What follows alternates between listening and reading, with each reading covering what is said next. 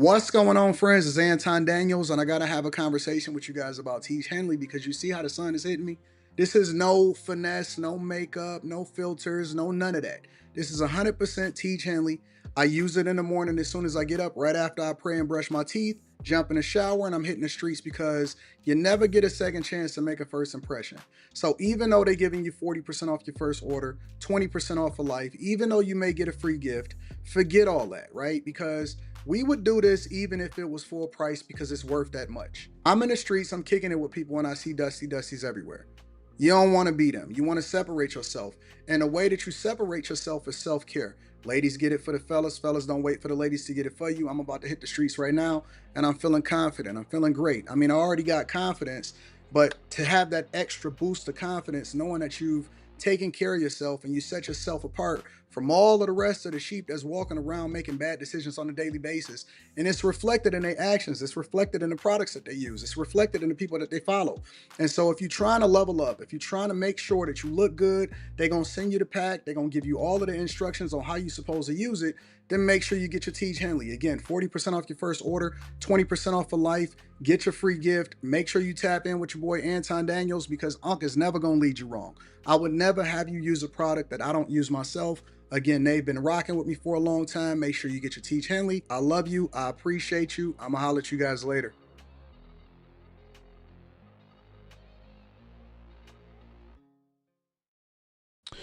What's going on? Is Anton from AntonDaniels.com. I appreciate you guys for continuing to rock with me. Thank you for tuning in for another edition of the Millionaire Morning Show. I am your host, Anton Daniels. What up? What up? What up? What up? What up? Another opportunity to do great things. I'm excited to be before you guys today. It is Wednesday, February 19th.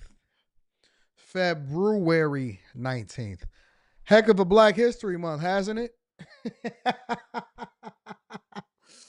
Heck of a Black History Month it has been. You on time today, K. Cooper? I see you, baby girl. Last night's show was mad real. Introduced a slightly new format, and that joint went off the rails. You know what I'm saying? If y'all not subscribed to all of my platforms, After Hours with Anton Daniels, the Anton Daniels channel, and then obviously the Millionaire Morning Show, then you are really, really, really missing out. What up to all of my friends and family that is in the building? I appreciate you guys. This is the greatest morning show on the face of the earth. I got a full show that is scheduled for you guys. I'm definitely going to be reading the super chat shortly, especially from AR Smitty. Jesus. AR Smitty, what we doing in here? AR Smitty, what up? What up? What's going on? What we got going on, AR Smitty? We doing that today? We showing up like that? Okay. All right. Well, first I want to make sure that I say what up, though, to Mike That Dude on Cash App. Excuse me. Haven't been talking much today. And you know how when you wake up in the morning and your voice is super deep and you out here in these streets and you can start talking like this. And then as you go throughout the day, your voice starts sounding like this. You start sounding like Michael Jackson. Yeah, I don't know. Maybe I haven't been talking much, so I've been preserving a deepness in my voice. But shout out to Mike That Dude and shout out to ESDC. ESDC says happy birthday to your wife. Let me give a shout out to Rita. All right. February 19th is her birthday. And I got to give a round of applause for that. Definitely one of the most valuable people that I've ever met on the face of this earth. Real talk. Real talk. I got to give a shout out to Rita. Happy birthday. Happy 43rd birthday. It's like you aging backwards. Curious life of Benjamin Button out here in these streets. You know what I'm saying? Incredible person. Has been a very, very phenomenal asset inside of my life. Awesome mother. Could not have asked for a better mother for my phenomenal daughter whose birthday is tomorrow.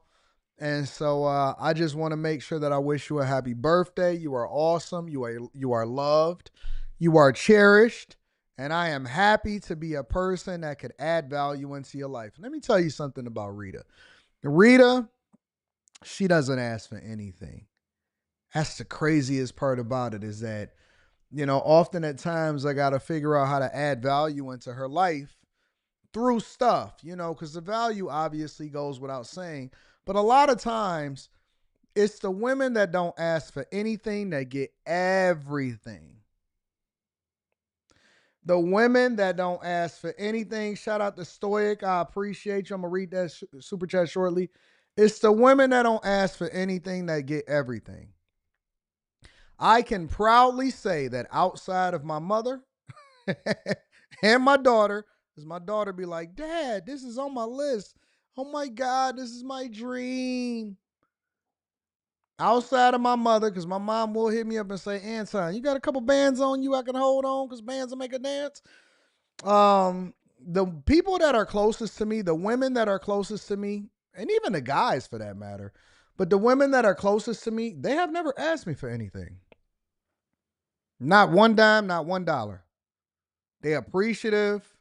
They thankful. They say we rock with you. We gonna hold you down forever. But they don't ask for anything, and I think that's a clue for some women. Some women don't get it that once you pull back and you stop being thirsty for so much, you can get a whole lot more. Real talk.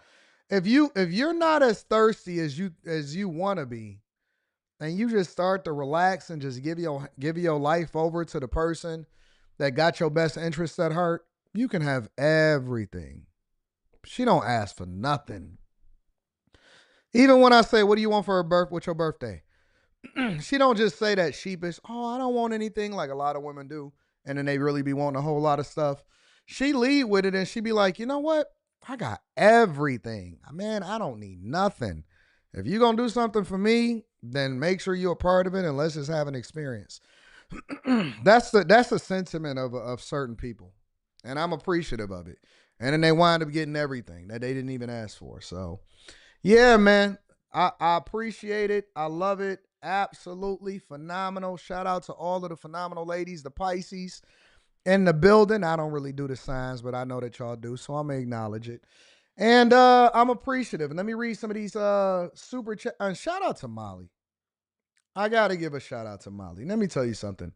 I've never ever seen a woman that is online on these panels as a content creator that never raise a voice, never step out of they stoic femininity, stay on top of things, is very, very, very much submissive. Anything that I tell her, I can call her, I could text her, "Hey Molly, ABCD." "Okay, I get it, I got you." "Okay, I'll get it done." "Hey Molly, stay on this, do this, do this, do this, and so stay on this task." "Okay, Anton, thank you. Thank you for telling me what to do." I've never ever seen her get out of pocket at all. And if you was a part of last night's show, that was a test. If you want to test somebody, all you got to do is put Q Diddy on them and they'll show you. You know what I'm saying? But Molly, she never, ever, ever get out of pocket. And the only people that could have a problem with her, honestly, as far as like the viewers and the stuff that see them, the only people that could have a problem with her is the people that can't handle her. You just got to be a certain. Honestly, I just believe that you just got to be a certain type of dude, and she ain't never gonna dish you, even if you're not that dude. I don't think that she would ever dish you. She would ever do anything. She always say, "Oh, Slimmy, I love you," or "Oh, Quentin, you're cool, but you're crazy at sometimes." You just got to be a certain type of dude. Only dude that couldn't deal with her is you just got to be. I don't know, man. I don't know. It's too easy. She make it too easy. Too easy. Real talk. I don't know why anybody wouldn't want to like. That's literally the type of girl that y'all say that y'all be wanting to deal with on a regular basis. "Oh man, we want a woman that's always cool, nice in her femininity or whatever." And then she explains to y'all how women think, and then y'all get upset with her about it. "Oh man, I can't." What you want, big dog? You want a chick that's always in her femininity and is just cool and cute, never raise her voice? Slow motion, or you want a chick that's always going back and forth with you, ready to chew your head off? I'd rather be around that. Anyways, shout out to Carrie, shout out to Molly, shout out to Slimmy, shout out to Q Diddy, shout out to Mika, shout out to all of the people that add value into our lives, and we absolutely love it. We appreciate you. We love you. You are absolutely awesome. All right, so let me go ahead and get into these super chats, and then we're going to go ahead and run it up and get into prayer, and then we're going to get into the show. We got a full show for y'all today.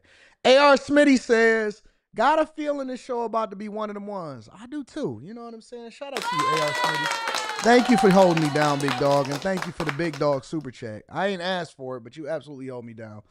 Birthday tomorrow, Anton Bag Chasers, 31 years. Shout out to Jaris, 31? That's big time right there. That's around the time that men started to get their lives together. Bishop Cam Nelson says, good morning, Anton. Being high value is great. I agree. Aaron L says, happy birthday to Rita. Happy birthday to Rita. Shout out to you. Stoic says, what up, though? Shout out to Stoic. Y'all just throwing a 100 ball out there? We high value like that? All right. All right. Matt Young says, happy birthday, Rita. Shout out to you, Matt Young. I appreciate you.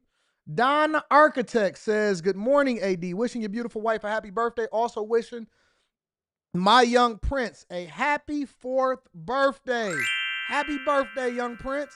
Get into the bag so he never has to touch a credit card or a student loan. Blessings, AD. I love that. See, that's what we really need to get into. You know what I'm saying? My little brother asked me to pay his rent a couple weeks ago. Did you tell him no? Did you tell him no? You should have told him no.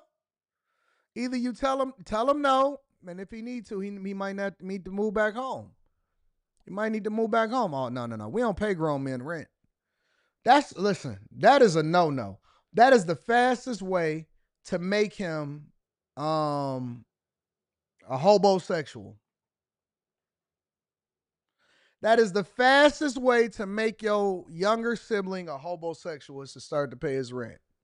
Real talk. Don't start paying nobody's rent, nobody's car notes. We don't pay that for dudes. We don't do that for no man. I don't care if you're your brother. I don't care about none of that stuff. No, absolutely not. The answer is no. You got to figure it out, big dog. We don't pay. Look at this. Look at courteous contemplations. I could tell the people that wasn't raised with a strong father in their life. I could tell the people that wasn't raised with a strong father in their life, we don't pay another man's rent. What are you talking about? Look how crazy it is. And he got 8 kids. So you think he should be paying his rent and he got 8 kids? I told you that's the fastest way to turn somebody into a homosexual. You know what a homosexual is? That couch surfer, that person that needs somebody else to take care of them. Shout out to Matt Young. Stand your ground, King. Stand your ground, King. Don't pay no grown man rent, especially one that got 8 kids. Shout out to the Dreamers. I appreciate you also. Appreciate the Dreamers. Chase Barnes goes on to say, happy Wednesday. AD and Peeps, I'm donating to the Molly and Quentin de-escalation fund. Happy birthday to Rita. Shout out. He got 8 kids and he 39 and y'all the same age? Nah, we don't pay grown men's rent. We good. Tell him to get a vasectomy. Tell him to go get 2 jobs and tell him to grind it out.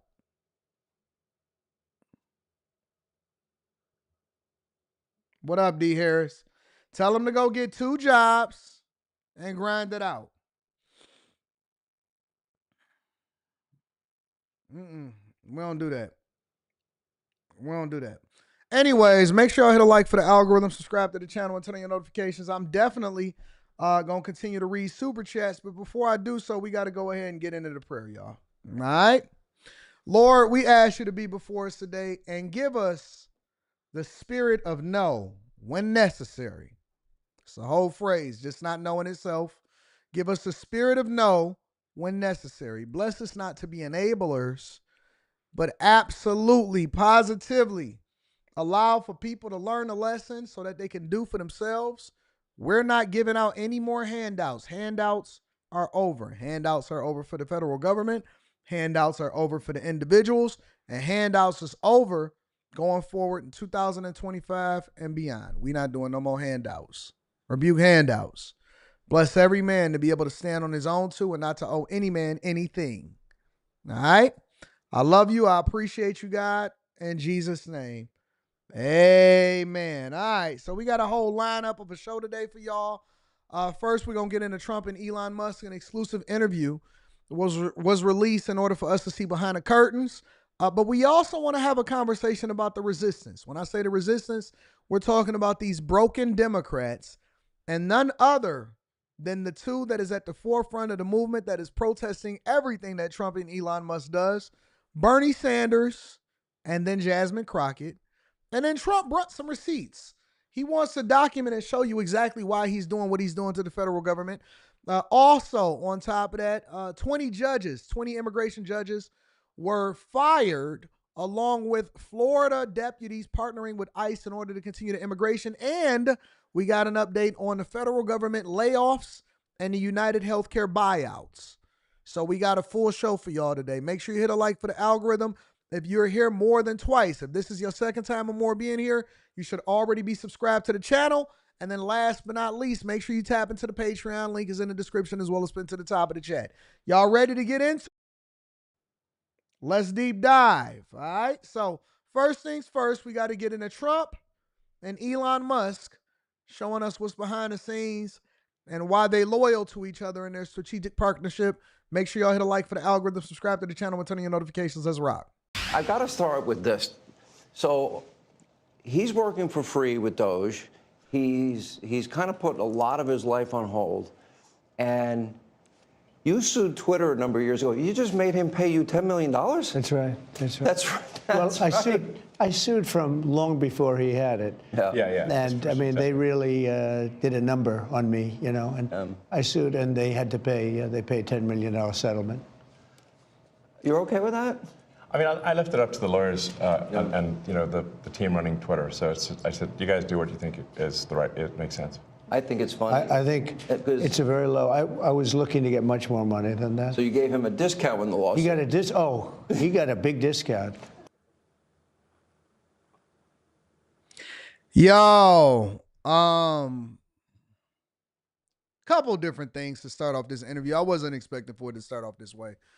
Couple different things, because when I seen that hit the news, I was like, that's interesting. Trump is taxing so that he can allow for people to be able to work for free for Doge so that they can fix the federal government. Trump said, I gave him a discount.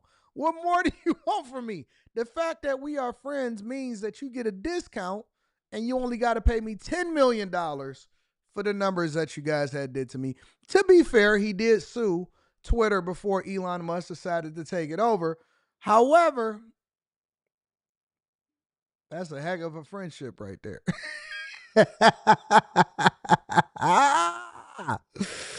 Yo, that's some real alpha stuff right there to say, yeah, man, listen, bro, I need you to go in and clean house for the federal government, but I also need my $10 million. I'm going to give you a $10 million discount.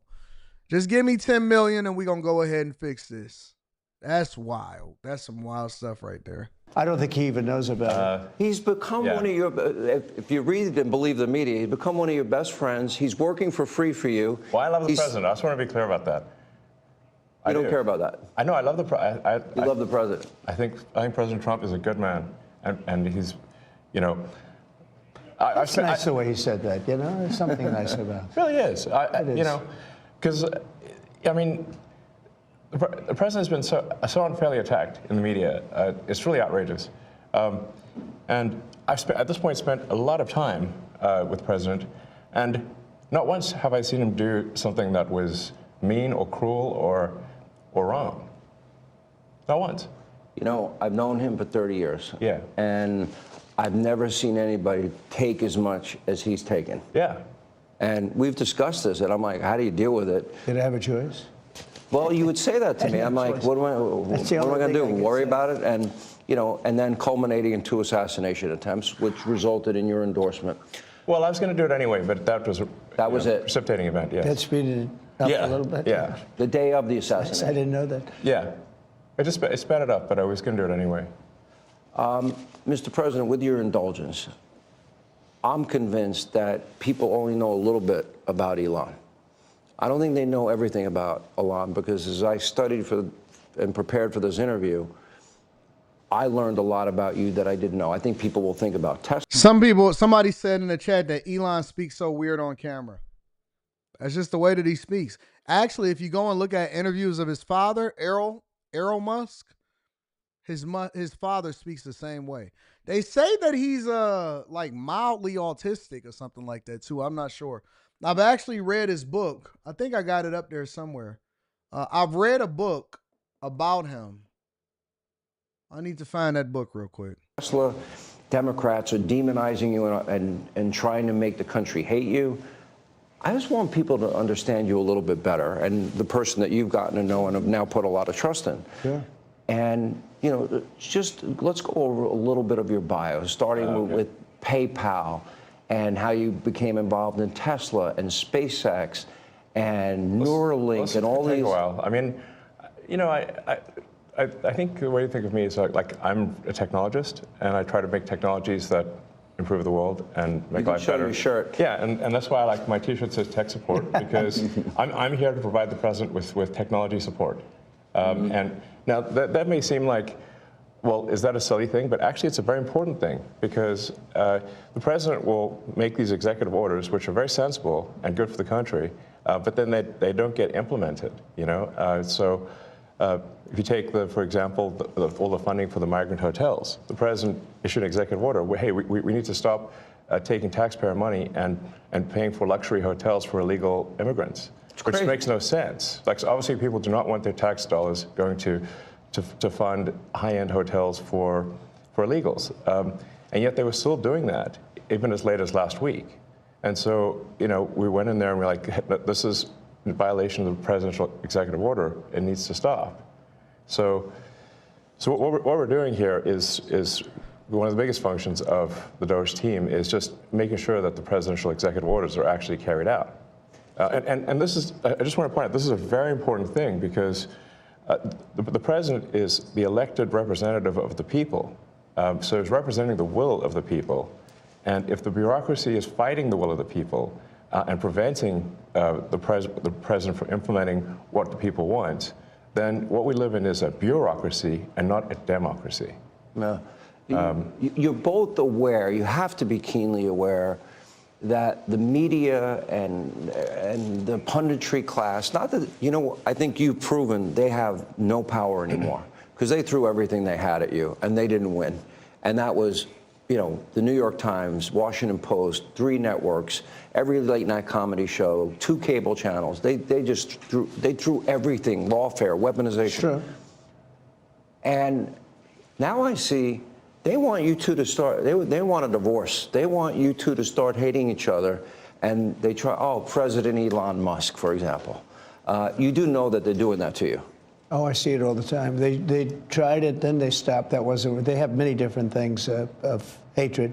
Actually, Elon called me. He said, you know, they're trying to drive us apart. I said, absolutely. You know, they said, we have breaking news. Donald Trump has ceded control of the presidency to Elon Musk. President Musk will be attending a cabinet meeting tonight at 8 o'clock. And I say, it's just so obvious. They're so bad at it. I used to think they were good at it. They're actually bad at it, because if they were good at it, I'd never be president. You know, anybody in their right mind understands that leadership is delegating responsibilities, but you're also leading from the front.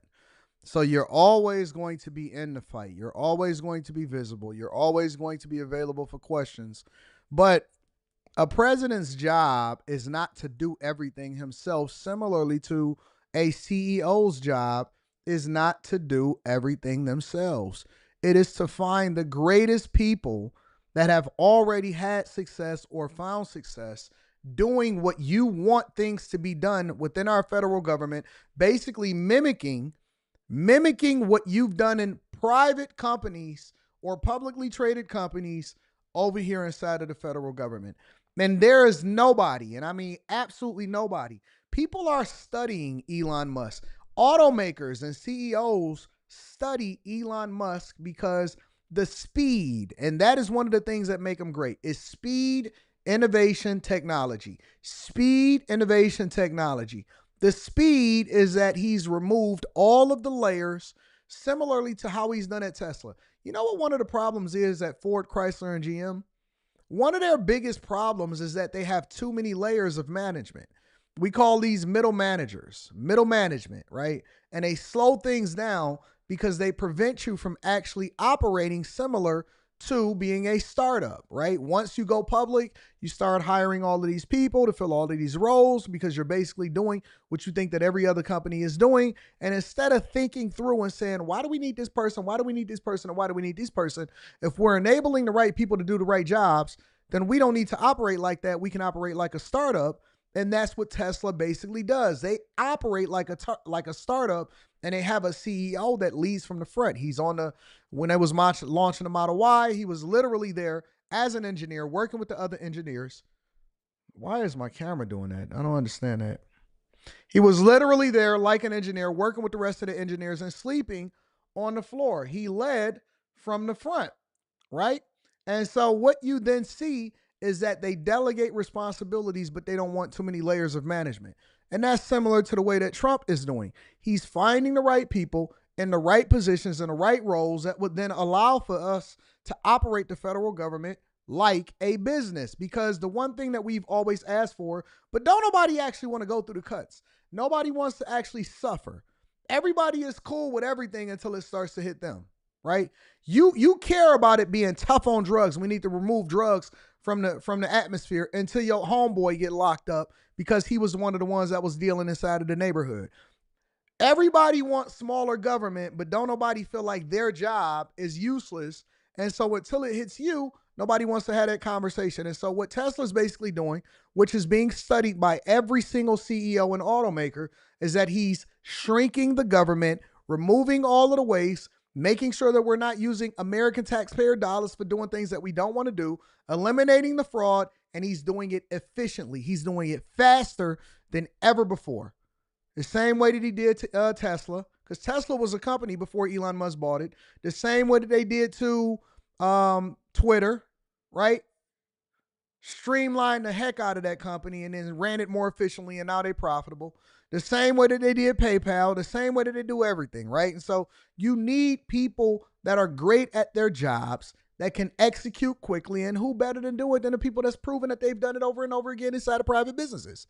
You just don't like it because you was the director of agriculture, and oh my God, I was the director of geology trying to study whether or not worms insert inside of holes faster or slower than they ever did so that we can preserve species on the face of this earth. No, we good. We good. We know you study rocks. We know you understand geology. If you still want to do that, then you can start your own company and make a petition or solicit for funds from the federal government, or go and work for a major university to where they get research and development funding so that you can still study geology and rocks. We don't need that right now. We broke. Studying geology and rocks is for people that are rich. Making sure that we build better businesses and streamline the government is what we need right now inside of the United States of America. Because I think nobody in history has ever gotten more bad publicity than me. I could do the greatest things. I get 98% bad publicity. I could do, outside of you and a few of your very good friends, it's like the craziest thing. But you know what I have learned, Elon? The people are smart. They get it. Yeah, they do, actually. They get it. They really see what's happening. Yes. And at the end of this interview, what I would like is I want people to know the relationship and know more about you. What is the relationship, Mr. President? Well, I respect him. I've always respected him. I never knew that he was right on certain things, and I'm usually pretty good at this stuff. He did Starlink. He did things that were so advanced and nobody knew what the hell they were. I can tell you in North Carolina, they had no communication. They were wiped out. Those people were, they had rivers in between. Land that never saw water, all of a sudden it was a river and a vicious, like rapids. People were dying all over. They had no communication. They said, you know Elon Musk? They didn't really know I knew him. I said, yeah. he said, could you get Starlink? It's like the first time I ever heard of it. I said, what's Starlink? A communication system that's unbelievable. I have it. Yeah, and he said, I called him and I said, listen, they really need it. And he got like thousands of units of this communication, and it saved a lot of lives. He got it immediately, and you can't get it. I mean, you have to wait a long time to get it. But he got it to him immediately, and I said, that's pretty amazing, and I didn't even know he had it. We watched the rocket ships, and we watch Tesla. I think, you know, something that had an effect on me was when I saw the rocket ship come back and get grabbed, like you grab a beautiful little baby. You grab your baby. It just hug the rocket. I've never seen right. Everyone. Somebody says, Raymond, I'm guessing you're a migrant. You're not necessarily from here. Or maybe you are from here, maybe you're born here or whatever, I don't know. Says, if you don't have someone concerned about preserving the air you breathe and the land you live, no money or paper to wipe your butt with, you can't survive if your environment is polluted. Cool, I understand that. But we not going to throw billions of dollars at it. That's not what we going to do. Listen, we broke. I don't know how much more I could say that to y'all or any more ways that I can explain it to you. We're broke. The United States of America is in debt. They're broke. BROKE. We're broke. We don't have extra dollars to send over to Guatemala for them to put on a drag show. I don't understand how y'all don't understand this. We're broke. We are broke. Everything is on pause. We gonna roll with the systems that we got until we can get the money to do better. Until we find out where all of the money is going, we're going to sit down. We don't need no more probationary employees that was hired within the last 2 years. All of them got to go because we were existing and we was doing just fine prior to Biden getting in office. We're broke. I don't really know how y'all don't understand this.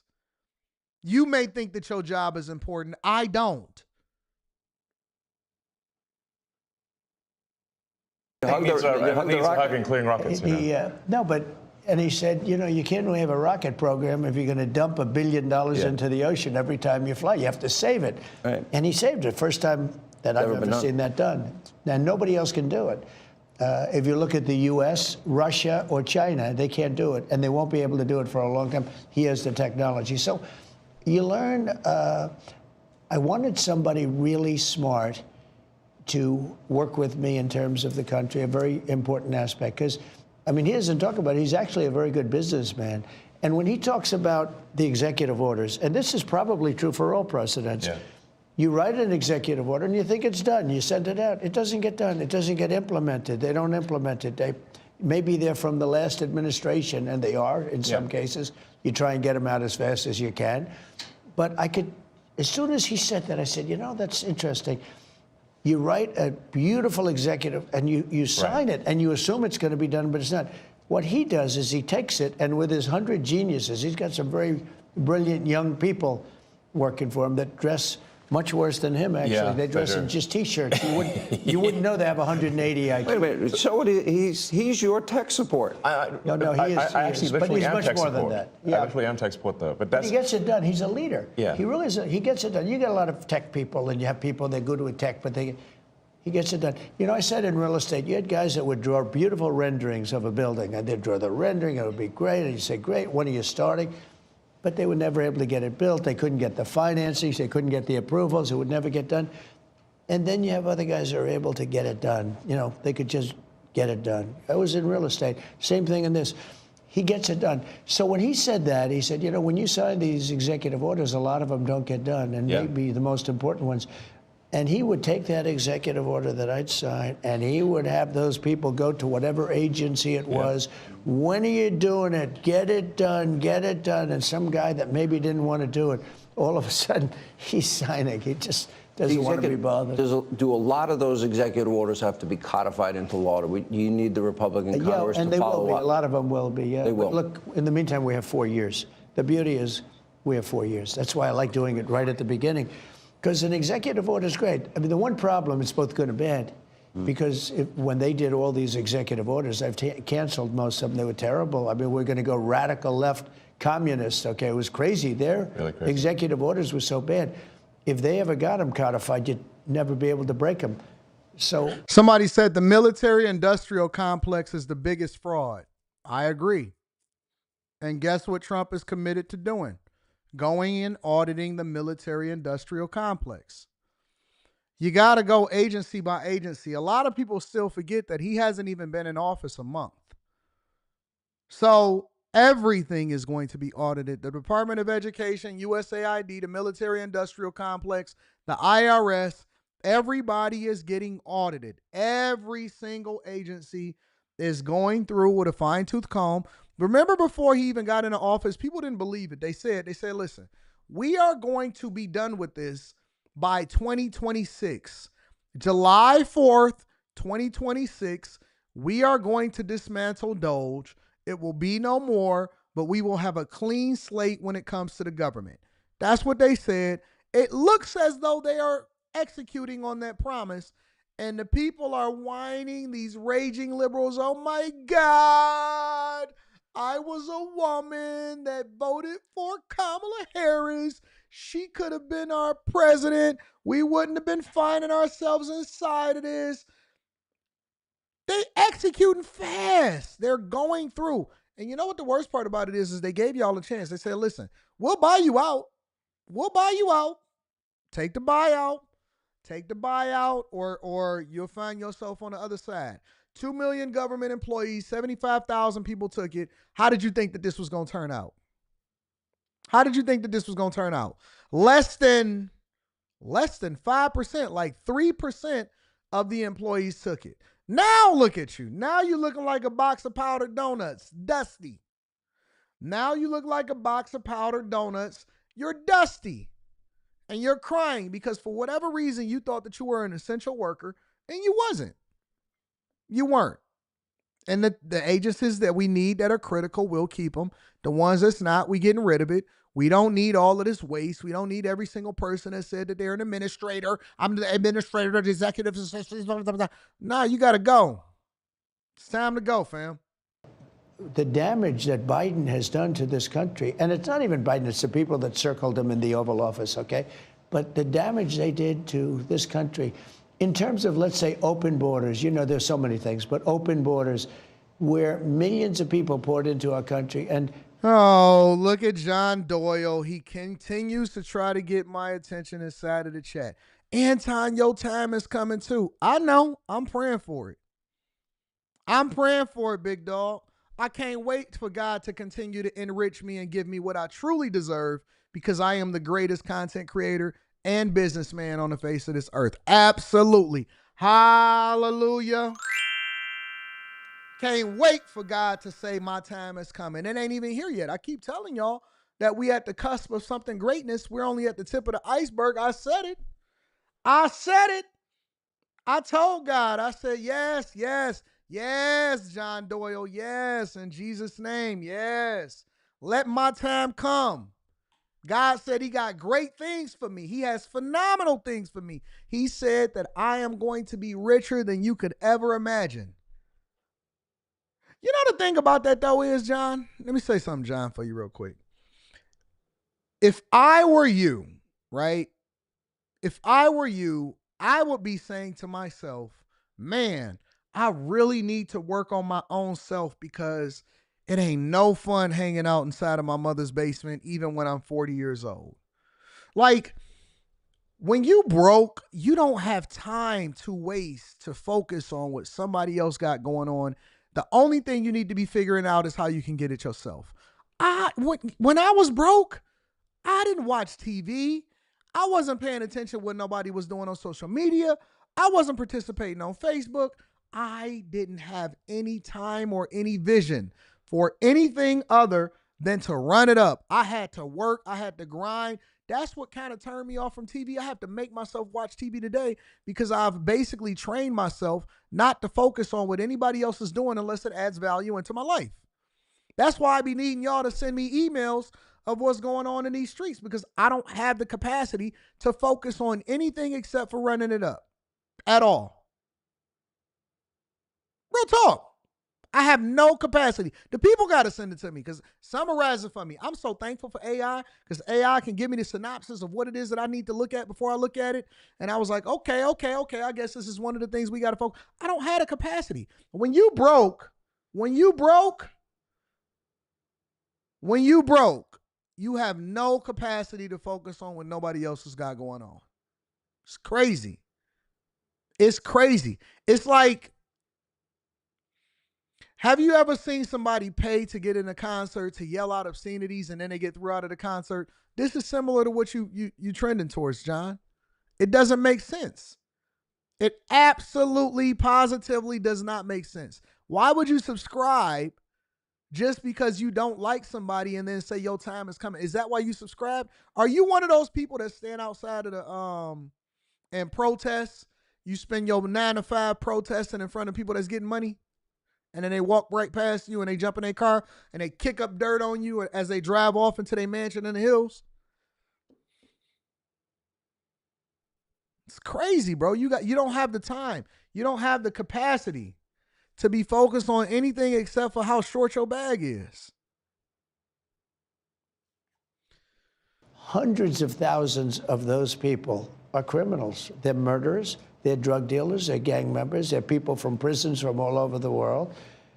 And we have a great guy, Tom Homan, and he is doing so incredibly. You saw the numbers, they're now Tom Homan is 96%. 95%. He is a phenomenal guy.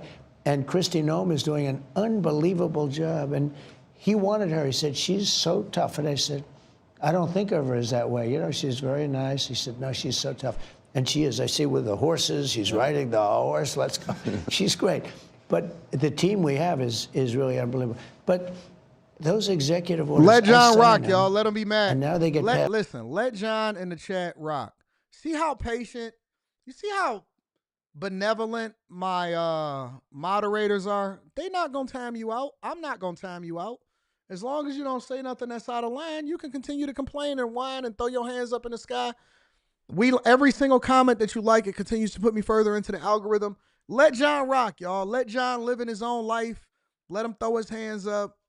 Let him do what he do, y'all. Passed on to him and his group and other people, and they're all getting done. We're getting them done. Let me go back a little bit to your background because it's beyond impressive. You were the chief engineer, for example. You were an early believer in Tesla. You became the CEO.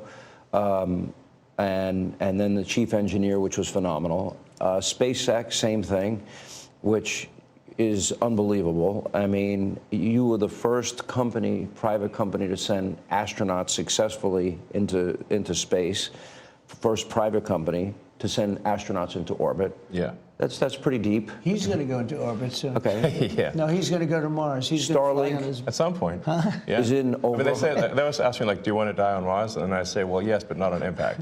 Starlink is in 100 countries. This is going to be hard. I feel like I'm interviewing two brothers here. You go ahead. Star Shield, which could be used for national defense. Yeah, it is already being used for national defense. Then you have what is it called? Optimus, a part of Tesla. The robot, yeah. A robotic arm. Then you have an AI arm. And then you have something that really fascinated me, and it's called Neuralink. Yes. You might help the blind to see, yes, and people with spinal cord injuries, that they can recover, where in the past, how close is that to becoming a success? Neuralink, we've implanted Neuralink in 3 patients so far who are quadriplegics, and it allows them to directly control their phone and computer just using their mind, just by thinking. It's like, so we call this product telepathy. So you control your computer and phone just by thinking, and it's possible to actually control the computer and phone faster than someone who has working hands. Then the next step would be to add a second Neuralink implant past the point where the neurons are damaged, so that somebody can walk again, and so they can have full body functionality restored. And you like Bobby, right? I like Bobby, actually. Yeah, I think I supported Bobby Kennedy. I think he's unfairly maligned as someone who is anti-science. But I think he isn't. He just wants to question the science, which is the essence of the science. The scientific method fundamentally is about always questioning the science. Well, they didn't tell us the truth about COVID. Correct. That's for sure. Yes. And we learned a lot with the Twitter files. And that just then raises a question. You're the richest man in the world. You may not like that part. You're pretty competitive. It's neither here nor there. I've known you a long time. But That's why. But he's on your team. President. Well, that's true. He can't top that. He's good. You know, I wanted to find somebody smarter than him. I searched all over. I just couldn't do it. I couldn't. You really tried hard. I couldn't find anyone smarter, right? So we had it for the country. But this is the thing. We settled on this. Well, thanks for having me. So I'm just trying to be useful. This is the interesting. This is where we are as a society, and I hate to do this to you, but I'm going to do it anyway. You're doing all of these things. Nobody at Doge gets paid a penny, correct? Well, actually, some people are federal employees. Some are, okay. Yeah, they're helping. But it's fair to say that the software engineers at Doge could be earning millions of dollars a year, and instead of earning a small fraction of that as federal employees. Okay, so just and they're very committed people. So yes. You're committed to helping the blind see, people with spinal cord injuries recover. Yes. You're committed to getting to Mars. You're committed to rescue. You're going to help rescue next month 2 astronauts that I think were abandoned. They dispute that in an interview. At the president's request or instruction, we are accelerating the return of the astronauts, which was postponed kind of to a ridiculous degree. They got left in space. They've been there. They were supposed to be there 8 days. They're there almost 300. Biden. They were yes, they were left. Hey, first of all, this is no laughing matter. But Trump is going to make sure that you understand that there is a difference between him and Biden. They said, hey, man, they was only supposed to be in space for 8 days. They up there for over 300. Trump said, Biden. That's Biden over there. Yep, Biden. How come ain't nobody worried about the astronauts? How come nobody holding Biden accountable? Hey, are y'all still, where is Biden? Where is Biden? They had to basically come to Elon Musk to get him to use his technology that he's developed in order to rescue astronauts out of space. Up there for political reasons, which is not good. Okay, it's not good. Now, if I had the weight of the pressure of doing that successfully on my shoulders, I think I'd be, but when we spoke before we did this interview, you are very confident. You think this will be a successful mission. Well, we don't want to be complacent, but we have brought astronauts back from the space station many times before, and always with success. Mm-hmm. So, as long as we're not complacent. When are you going to launch? I think it's about 4 weeks to bring them back. About 4 weeks? Yeah. And we're being extremely cautious. Yeah. You now have the go-ahead. Yes. Well, thanks to you. They didn't have the go-ahead with Biden. What's that? He was going to leave him in space. I think he was going to leave him in space. Well, it's like we were growing up, lost in space. Yeah, he didn't want the publicity. Can you believe it? That's crazy. And you know what? That makes sense. Because, see, when Elon Musk said that they were left up there for political reasons, at first I was thinking to myself, well, what political reason could they leave astronauts in space? Well, because they didn't want to take the risk of killing the astronauts if they were unable to bring them back. So instead of them doing everything that they can and leveraging every piece of technology and every mind that has the capability to continue to pull forth to bring them back in space, they decided to abandon the mission and leave the astronauts up there and said, we're going to let Trump deal with it. That is absolutely crazy. Because he didn't want the responsibility. That tells you that he is so weak. Our previous president would rather dance with Billy Porter on the White House lawn with sassy people. They would rather spend more money on making sure that they throw parties for the trans agenda and the LGBTQ community on the White House lawn than to accelerate trying to get these astronauts home. And they would rather abandon them up there instead of taking responsibility and ruining their reputation. They don't want to take the risk. They'd rather leave it to the grown-ups. Unbelievable. And so Yeah. I wanted to echo something that the president said and then ask an overarching question. So people get hit with Hurricane Helene. They have no communication with the outside world. You come to the rescue. You donated that, I believe? Yes. Okay. You donated to the people. He saved a lot of lives in North Carolina. He saved a lot of lives. And California after the wildfires? California, but I mean in North Carolina where they were really in trouble. They had no communication. People were dying. They were dying of starvation. He saved a lot of lives in North Carolina. Okay. Now you're going to rescue astronauts. But he don't get no credit for that. Nobody gives him credit for that. Now, and again, you do all of this. I would think liberals would love the fact that you have the biggest electric vehicle company in the world. Yeah, I mean, I used to be a dork by the left. What's going on, Not anymore. Less so these days. He killed that, huh? I mean, less so. I really didn't know. Well, I mean, this whole sort of like, you know, they call it like Trump derangement syndrome. Yeah. And I didn't, you don't realize how real this is until like you can't reason with people. So like I was at a friend's birthday party in LA, just a birthday dinner, and it was like a nice, quiet dinner, and everyone was behaving normally. And then I happened to mention, this is before the election, like a month or two before, I happened to mention the president's name. And it was like they got shot with a dart in the jugular that contained like methamphetamine and rabies, okay? And they're like, wow! And I'm like, what is wrong? Guys, like, you can't have like a normal conversation.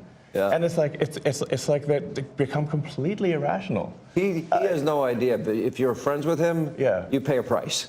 You know, it's I walk in a restaurant in New York and it's like half the room it's daggers and they want to. No, the eye daggers level is insane. Yeah. I mean, there was like I had like some invitation because I got invited to like basically a big sort of damn event like that was, but it received the invitation like the beginning of last year, and I still attended even after I'd endorsed President Trump. And I didn't realize how profoundly that would affect, how I was received. Well, it affects all of us. That's absolutely correct. But shout out to Elon Musk for continuing to hold it down and be loyal to Trump.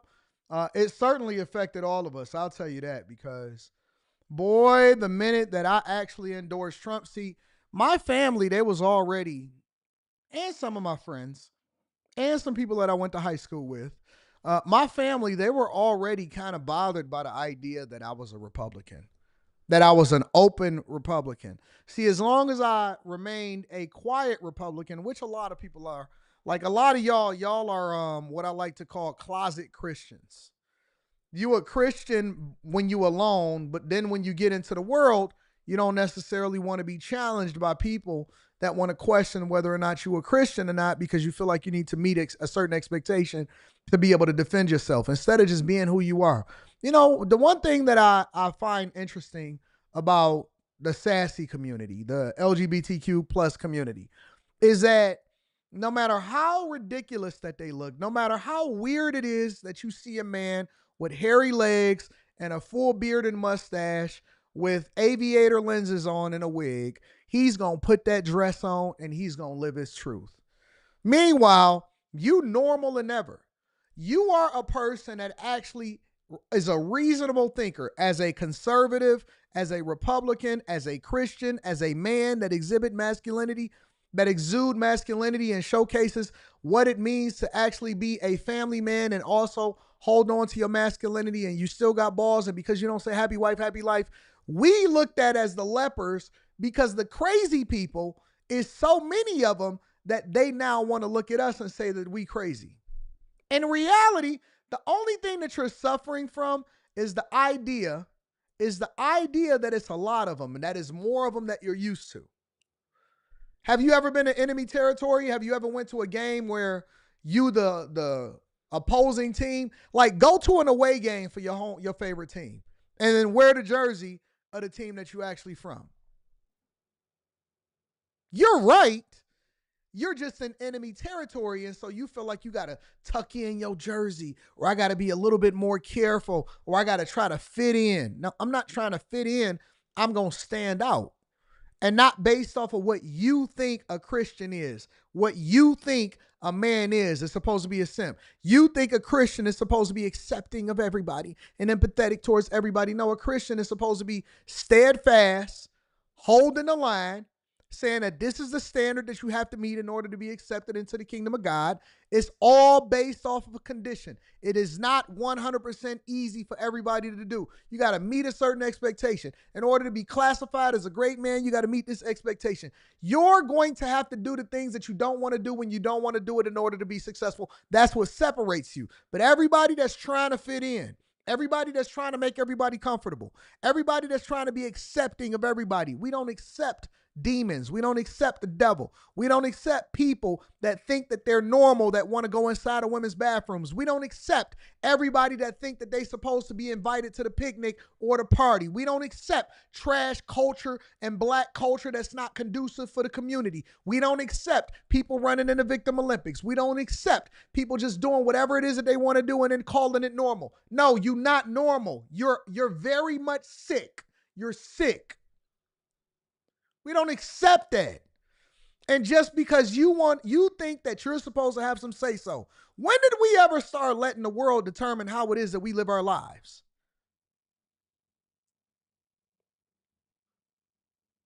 When did we start to determine letting the world, the outsiders, we not of the world.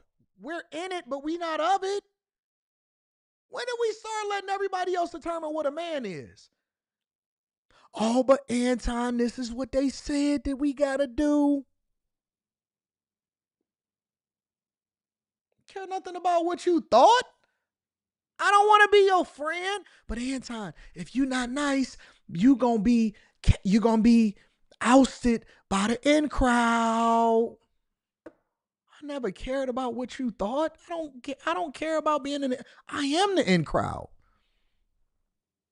All of them is just pump faking for each other. I am him. They have to acknowledge me when I walk in the room, not the other way around. I don't care nothing about you. I don't care about your standards. I don't care what you think a Christian is. You fly a rainbow over your church. And it don't even represent the covenant that God made with man that he wouldn't flood the earth again. Your rainbow at your church is based on the fact that you accepting anybody into the pulpit to do what they want to do. And that's why you got a bussy boy running your choir. I don't abide by your standards.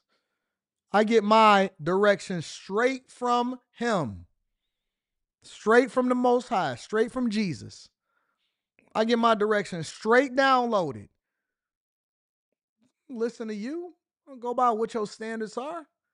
If I listen to you, I would be broke. If I listen to you, my wife would have left me a long time ago. If I listen to you, I would be a step baby daddy. If I listen to you, I would be a sucker. That's why you watching me and I'm not watching you. It's the difference. Anyways, let's continue. Sometimes you got to go left. Jesus was turning the tables over. Paul never subjected himself over to the people. He said that I'm going to write these letters over to the Galatians and tell them exactly what you're supposed to do. He would curse out the Pharisees and the Sadducees that said that he had to obey the Mosaic law. He said, I'm the Mosaic law. I am the law. I am the word. Who you talking to? He never had to subject himself and humble himself over to his enemy. He prayed for him and then laughed at him and then he saved their life in the end. Talking to? You know who I am? I'm the son of the Most High. Boy, don't get me going today. Don't get me going today. I don't sit there and subject myself to you.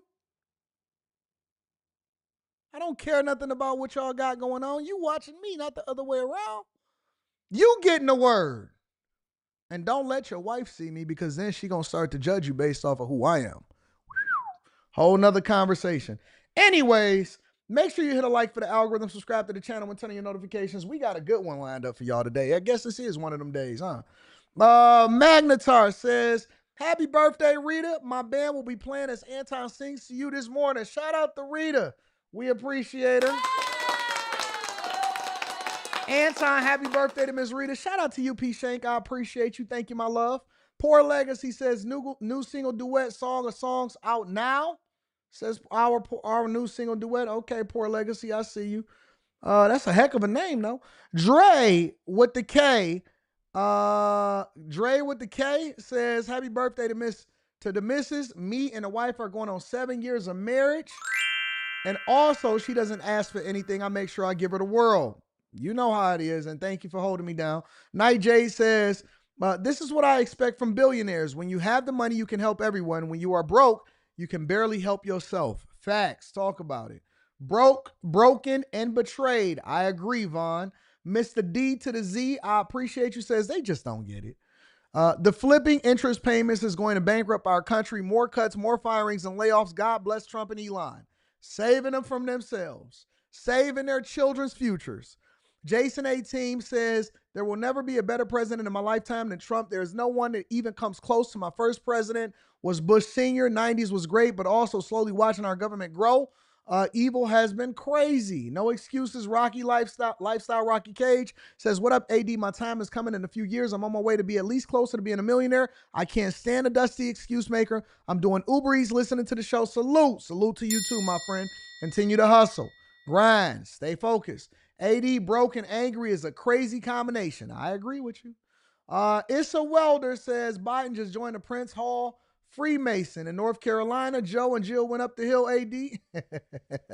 Service USA says, get these likes up. Get the likes up and make sure y'all subscribe to the channel, turn on your notifications. Good morning, AD and the Bag Chasers. Somebody asked Sleepy Joe why he curved the Moonwalkers with the sorry I can't talk right now or can I call you later? Don't you hate getting them text messages?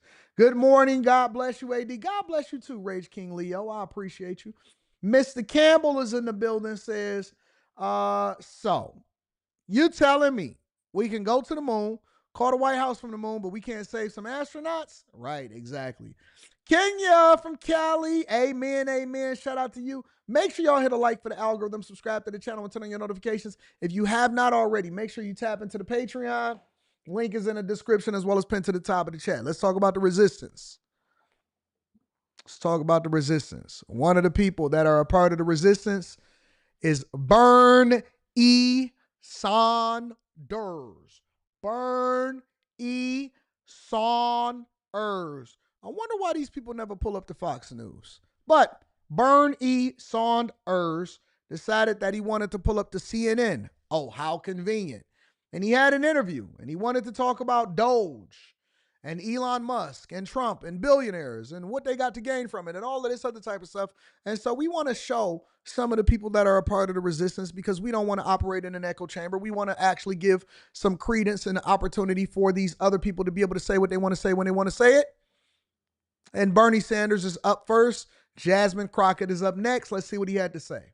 When it comes to questions on... Look at Rayshawn. Rayshawn, I'm going to acknowledge that shortly. I got to focus, bro. You got me unfocused right now with all of that love. Administrator of Doge, actually. Do you believe that's an important question to have the answer to? No, the issue is not who is technically the administrator, who has the title.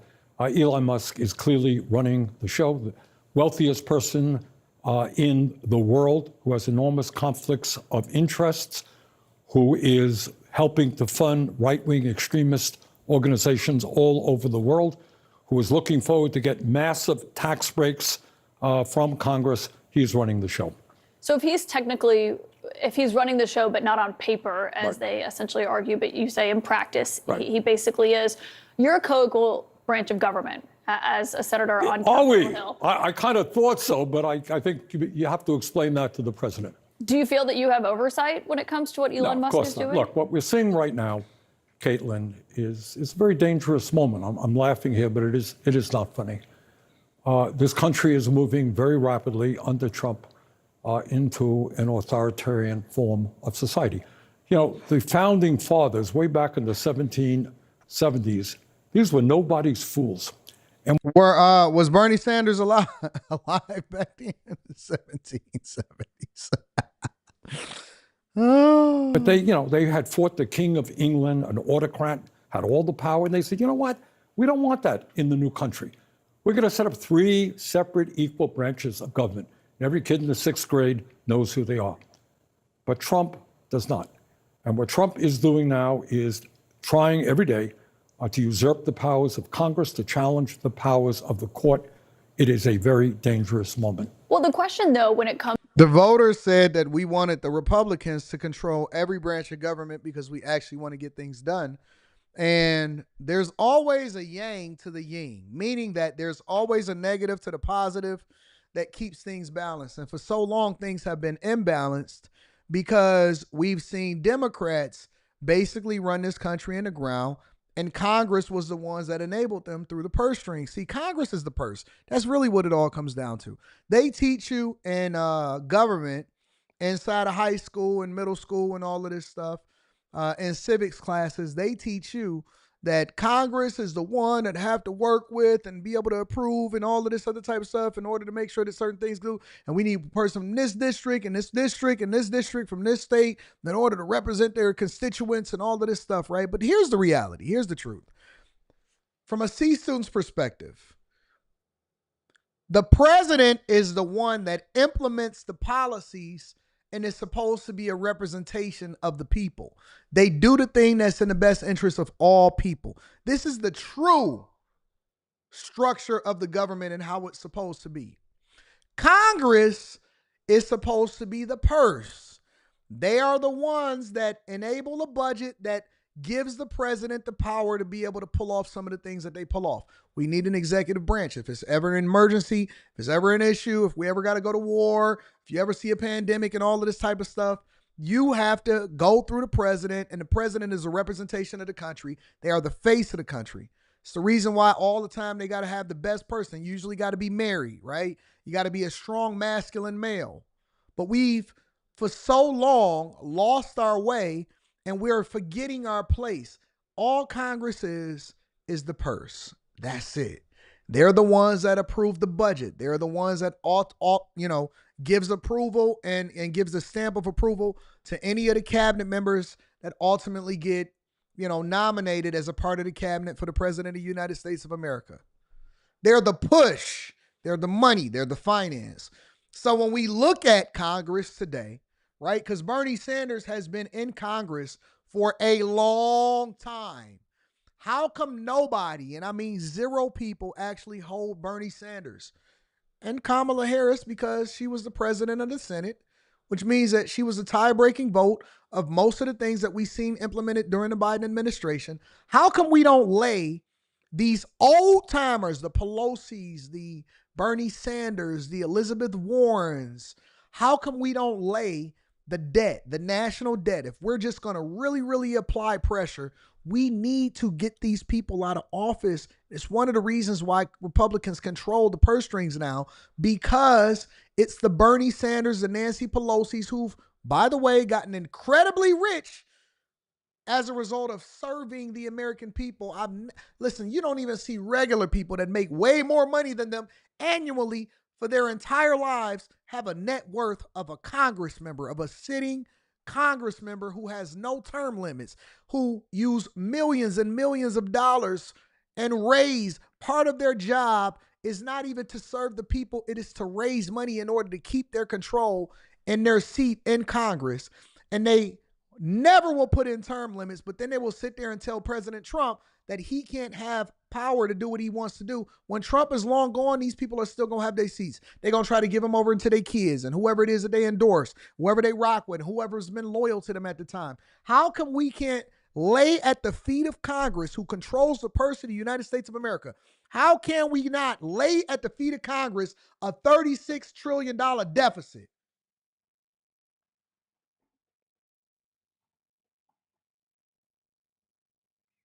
Anytime Bernie get on a panel, anytime he get on a platform, the first thing that I want to know, as a person that has been a sitting Congress member for more than my lifetime probably, why are we $36 trillion in debt, since you are responsible for the purse strings?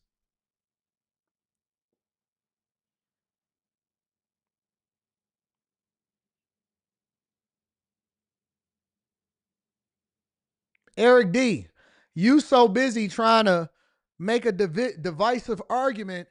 I'm not absolving Republicans from what they've done inside of Congress. I think that all Congress members need to be held accountable for what our debt looks like. It's not just Democrats, it's not just Republicans, but Bernie Sanders is the one that is leading against auditing the federal government. That is the reason why we're using him as an example. The name of this show is called Resistance.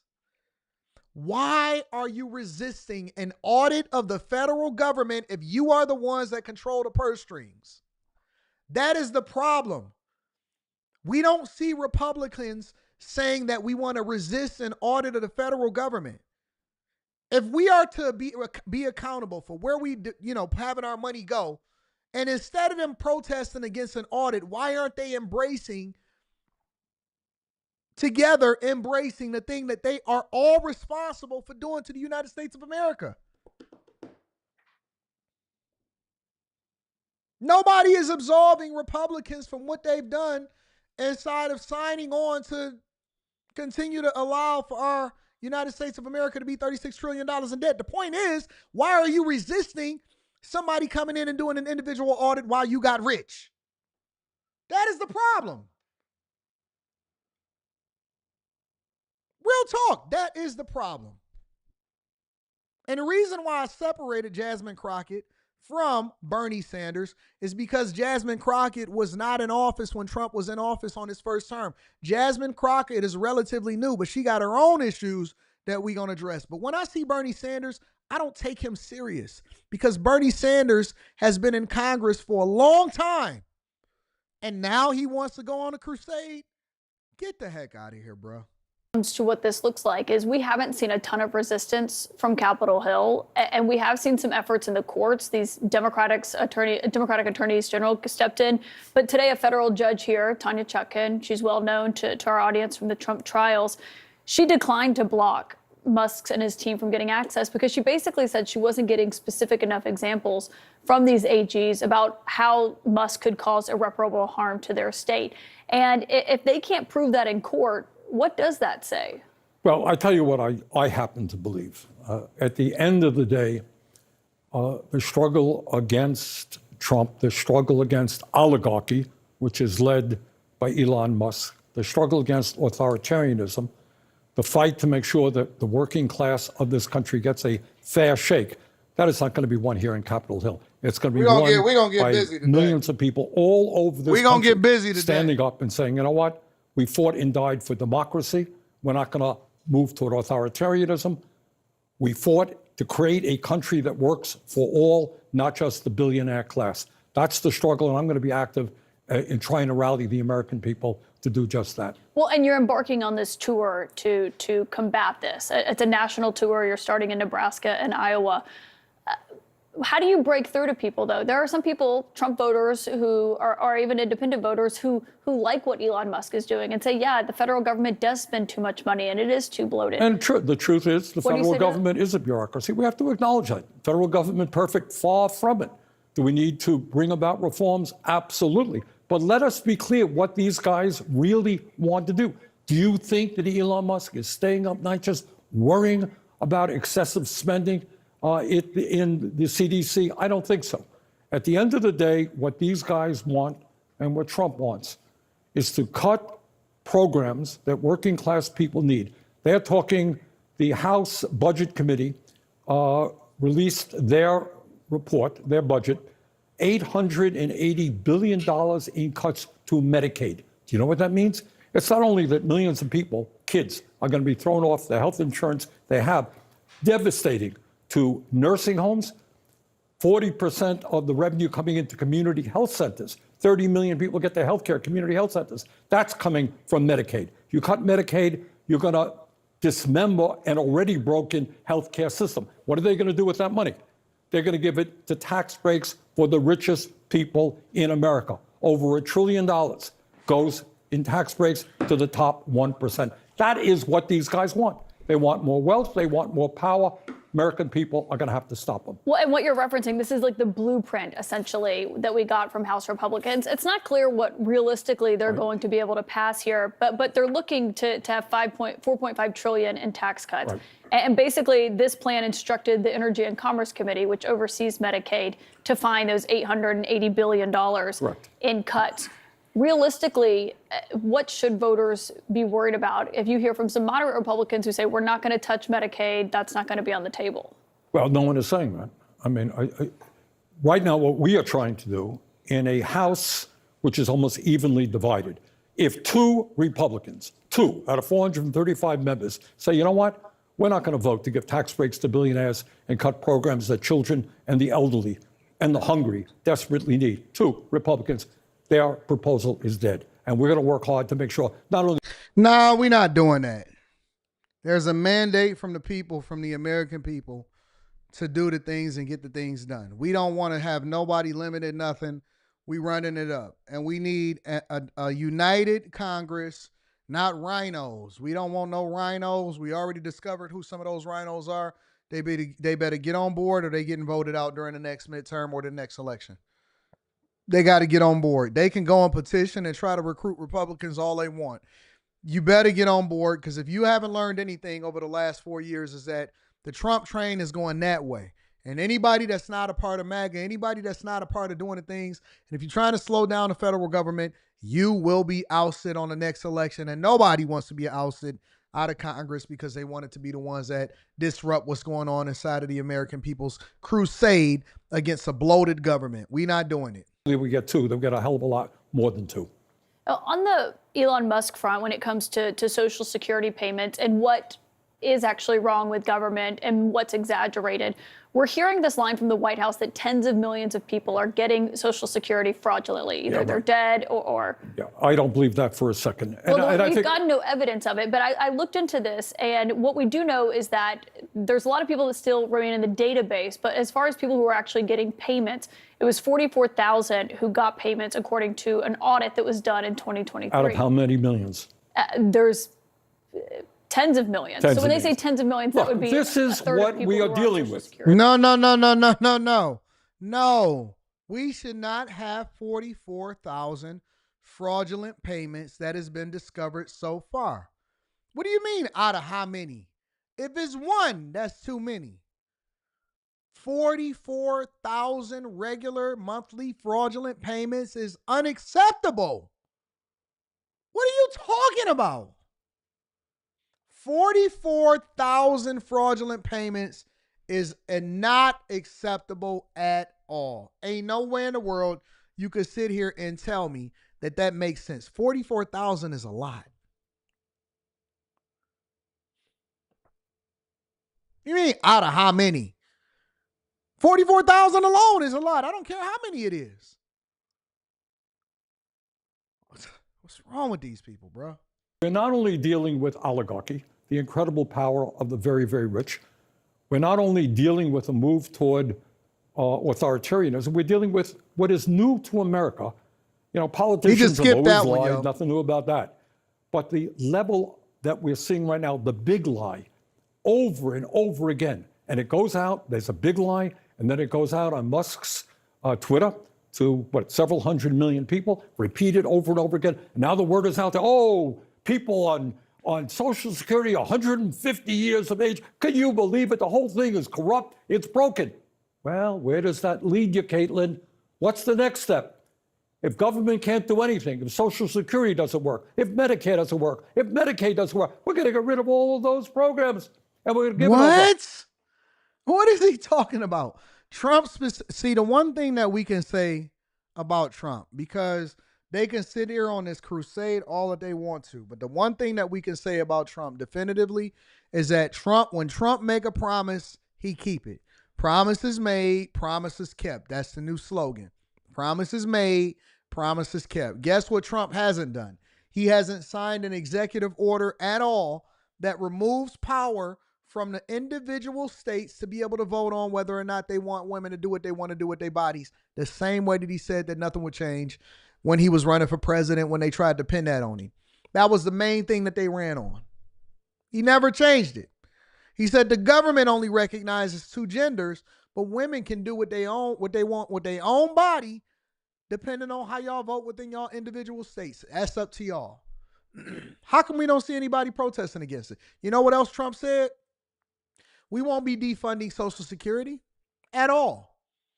But they want to fearmonger. Well, listen, if they decided that they wanted to go in and test whether or not people were getting right payments, they could just dismantle the whole thing. They could dismantle the whole thing. Whole society of Medicare and Social Security and everything. Everything.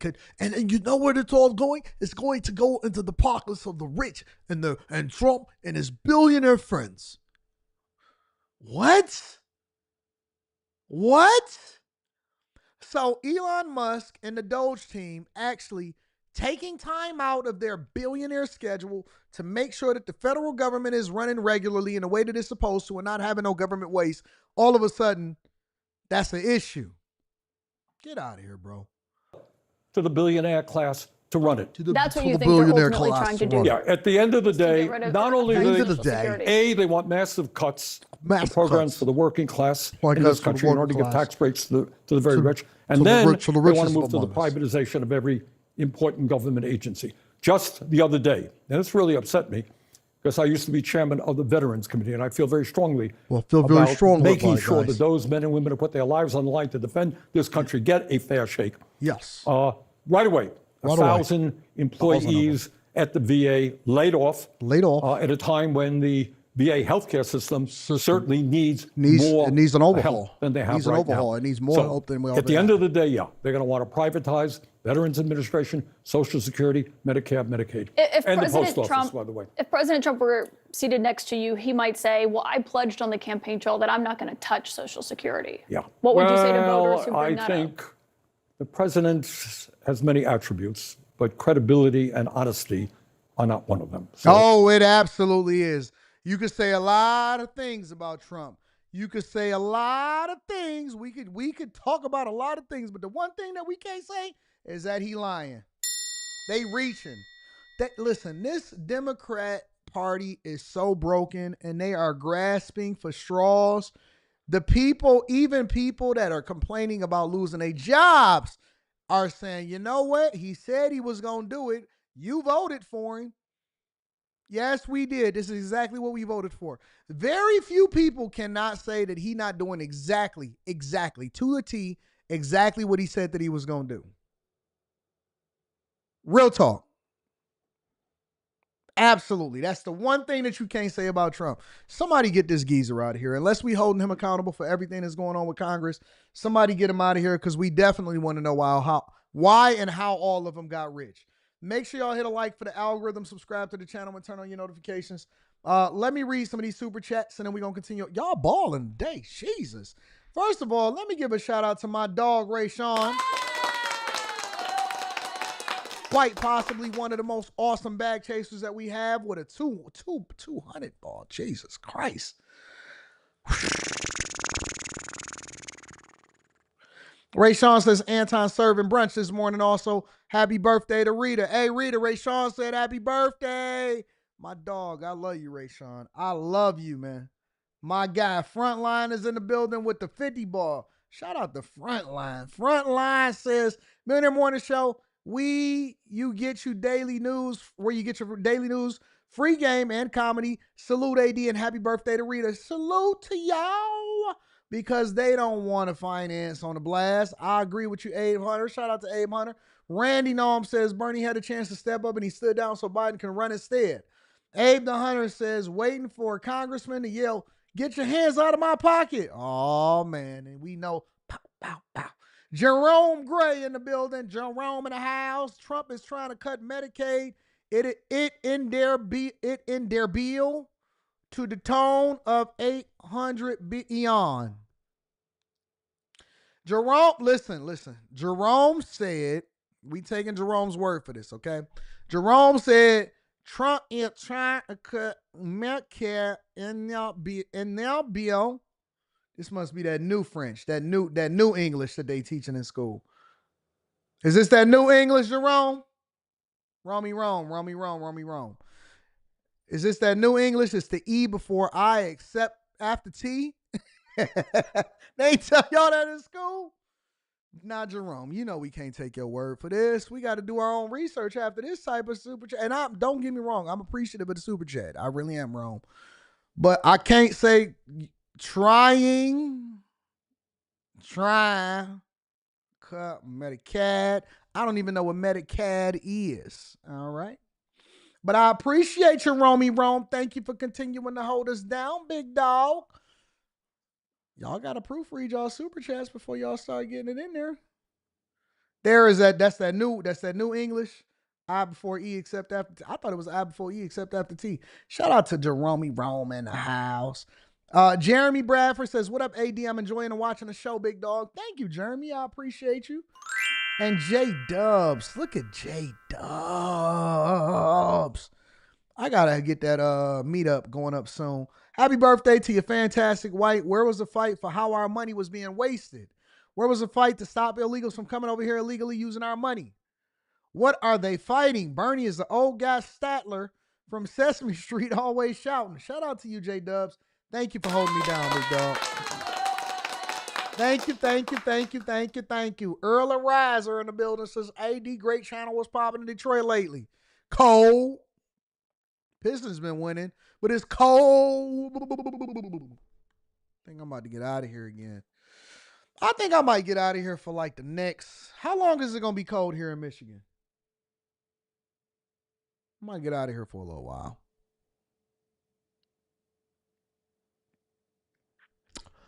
We'll see. Early riser, what up? I appreciate you. Thank you for continuing to hold me down, my friend. All right, y'all. Make sure y'all hit a like for the algorithm. Subscribe to the channel and turn on your notifications. We got to get over to Jasmine Crockett. Now, Jasmine Crockett is continuously making her way over to MSNBC, CNN, MSNBC, and she want to give her take on why she think that the Trump administration is not doing what they supposed to do and how they got to fight the power and continue to be a part of the resistance. Resistance sound like insurrection to me, but we'll get there. Let's see what Jasmine Crockett got to say, y'all. Joining me now is someone on the front lines of the effort to push back against Donald Trump and Elon Musk. Congresswoman Jasmine Crockett is a Democrat of Texas. She's a member of the House Oversight Committee on DOJ. Congresswoman, welcome. Thank you for being with us. Yeah. This is a tricky one. Now, you have the benefit of you were not a member of Congress in the first Trump administration. You were in government, but this is what's your take on what resistance looks like for you, for me, for society, for those lawyers at the DOJ? Listen to what they're saying. What is your take on what resistance looks like? They're not even trying to work with the Trump administration. They're not even trying to find common ground. They're not even trying to find where they can find out bipartisan agreement. Their entire existence, the Democratic Party, which is one of the reasons why y'all lost bad in this last election, their entire premise is based on resistance. That's the only thing they care about is disruption. That's it. That's the only thing that they care about. Okay, yeah, man. What are you supposed to do? Yeah. So first of all, hats off to each and every person who literally said that I have some ethics. That word. What's Jasmine's favorite word? What's my favorite word? Yeah. Why you gotta say it like her favorite word is literally. If she don't say literally within the first 10 words, then I don't even believe that that's Jasmine Crockett. That's a crime. That's a clone. Jasmine, what you got going on over here? Well, they literally, shout out to everybody because they literally, what's my favorite word? Literally. Hats off to each and every person who literally said that I have some ethics about myself and therefore I'm just going to resign. That's as it relates to the DOJ as well as every other agency. The scary part about this, though, is that only his lackeys will be left running our governmental agencies, whatever is left of those governmental agencies. When I think about resistance, though, I've had a lot of conversations. And one of the things that keeps coming up is how the former governor of this state was consistently doing daily briefings in the midst of COVID because we couldn't trust anything that Donald Trump was saying about the pandemic. Right. So everyone tuned in to really what almost was like the shadow president, the guy that was going to give us facts and not tell us to inject ourselves with bleach. Right. I think that we need to do something similar to that, because all they're going to do, him and his new press secretary, is spew lies upon lies upon lies. We need to daily brief the American people. That's number one. Number two, a lot of people are talking about, you know what, we just are looking forward to the midterms. We only need 3 more seats. I'm sure everybody's tired of getting emails, text messages, phone calls, trying to raise money. But the reality is that we have an opportunity right now. I know that a lot of people look at these seats that are available, which there's going to be a total of 3, and they say these are deep red seats. But here's the thing. We saw that in the state of Iowa, they swung a seat 27 points so that a Democrat could win. I say we have nothing to lose. We need to go out. We need to talk to those people that finally understand that the only mission that Donald Trump has is making sure that he can line his pockets, line Elon's pockets, and any other billionaire, all at our expense. It's not just going to be the people you dislike that are going to miss out on their Medicare, Medicaid, or their Social Security. Or down in the state of Florida, where 2 of these seats are, they are talking about getting rid of FEMA. It is time to wake up, and it doesn't mean that you're a Democrat if you vote Democratically. So this is where I want to get to. Who's the audience to swing some of these states? Is it progressives who understand that their priorities are being crushed, or is it people who voted Republican to whom you say, you didn't vote for this, did you? Exactly. You didn't vote for Elon Musk and a guy named Big Balls to have your documentation. How does that message get out there in a way that entire audience hears it? I think that you're right. Definitely the entire audience. I just don't know how many progressives exist in Matt Gaetz' former district, right? But I do think that there are farmers in that district, farmers that are concerned because they rely upon monies as it relates to USAID and other monies that are now being dismantled. And it means that you may lose your family farm. It may be bought up by a corporate organization. And so I think just having very real conversations. We've seen people who have talked about, well, we don't want you firing the people at the VA, or maybe it's somebody that has to fly all the time and they're concerned because we have a record number of literally falling out of the sky because he decided he was going to appoint some guy from Fox to be over transportation. But at the end of the day, there were those that never believed that we could end up with 2 senators in the state of Georgia, and we did. There were those that never believed we could have a Democrat representing Alabama, and in that special election, we did. So I think if there's any point in time that the people should rise up and figure out where should I focus my attention, it's on these special elections, and it's having real conversations on the doors with real people talking about what's really happening and not the lies that they're putting out there. I want to go back to this idea. There are a lot of people frustrated about where a lot of Democrats are in this mix. You're out there a lot. We've talked several times. You've got a take on everything that happens. This concept about a daily briefing. We've talked about whether we should act more like a parliamentary system here, where the opposition's got a job to do every day, and you see them as often as you see a prime minister. What does that look like? Have you had this conversation with a lot of your colleagues about how this looks? I've been trying to work through it because I think when we compare it to what was happening in COVID, it was just. If she thinks for even a little bit, for even a second, that the people is going to allow for them to control any amount of seats, especially in these special elections in these deep red states, they are out of their mind. And as a matter of fact, I would even say that this could be a form of money laundering. Has to be a form of money laundering. 1,000%, because there's no way in the world that you're going to tell me that it is possible for them to control any of these seats going forward. As a matter of fact, I think it's a possibility for Democrats to lose seats. In every single election, I believe it's a possibility that Democrats lose seats. And what has FEMA ever really done? What has FEMA ever really done? Honestly, to be honest with you, from my lens, I believe that it's time for us to go back and rethink what every single agency and what their role is, whether or not they're meeting expectations, whether or not we need to fold them into a completely different role, if we need to reorganize them, revamp them, rename them. That's what we do in corporate America. If something is not working, or you need to create an entirely new division, or you need to get rid of one division in order to have a much more efficient one and remove the waste. And I think that that's a better probability than to continue to fund this thing that is broken. We have this mentality that just because we've had something for a long time, that allows for it to be successful. That is not what success looks like. In no way, shape, or form is that what a success is looking like. We have broken systems all over the place. We got a broken social security. We got a broken treasury, even in a way that they pay things. We have a broken system. We need to go back and tear everything down and make it new again. We got to find a ways, break it down, and make everything new again. Our whole entire government is bloated, wasteful, and is broken. 100%.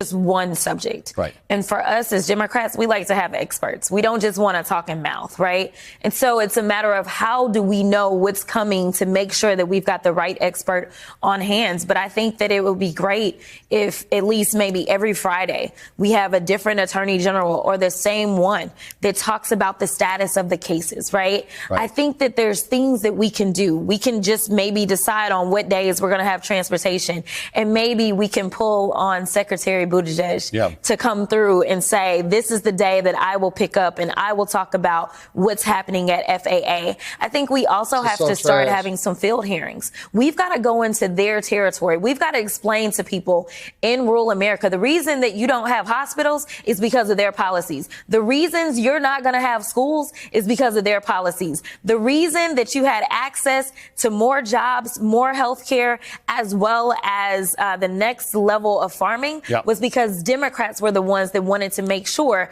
that you could have broadband access. I tell you what, you go into our territory and we're going to go into your territory and we're going to see which one wins. Because, see, we already got soldiers on the ground over there in Chicago. We already got people on the ground over there in New York. Matter of fact, we don't even have to have people on the ground. We in y'all universities. We talking to y'all students. We on the streets. We doing street interviews. We got the YouTuber community. We got the content creator community. And on top of that, people are sick of y'all. They sick of y'all prioritizing things that don't matter. And I think that people, listen, you go into our territory and let them shut the doors in y'all face, and we gonna go into your territory and we gonna see who get more traction, who got more motion.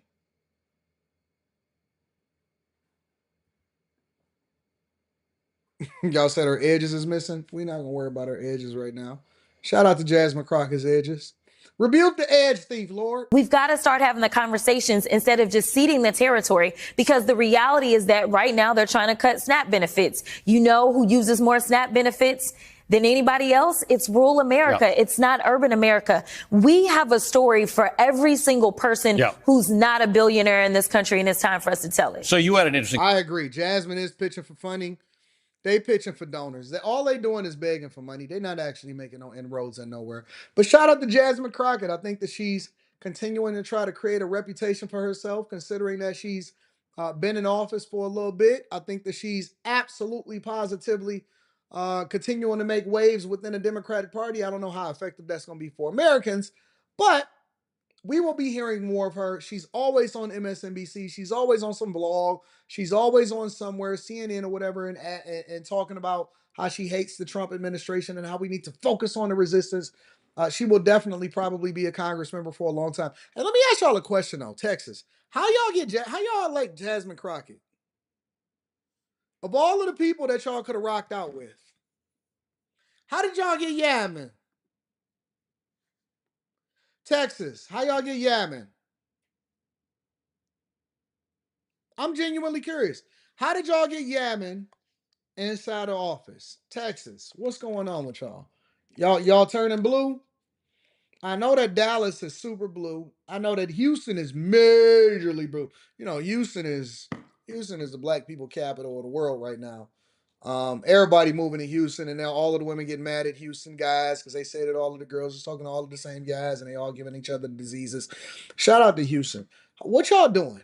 What y'all got going on over there in Houston? Talk to me.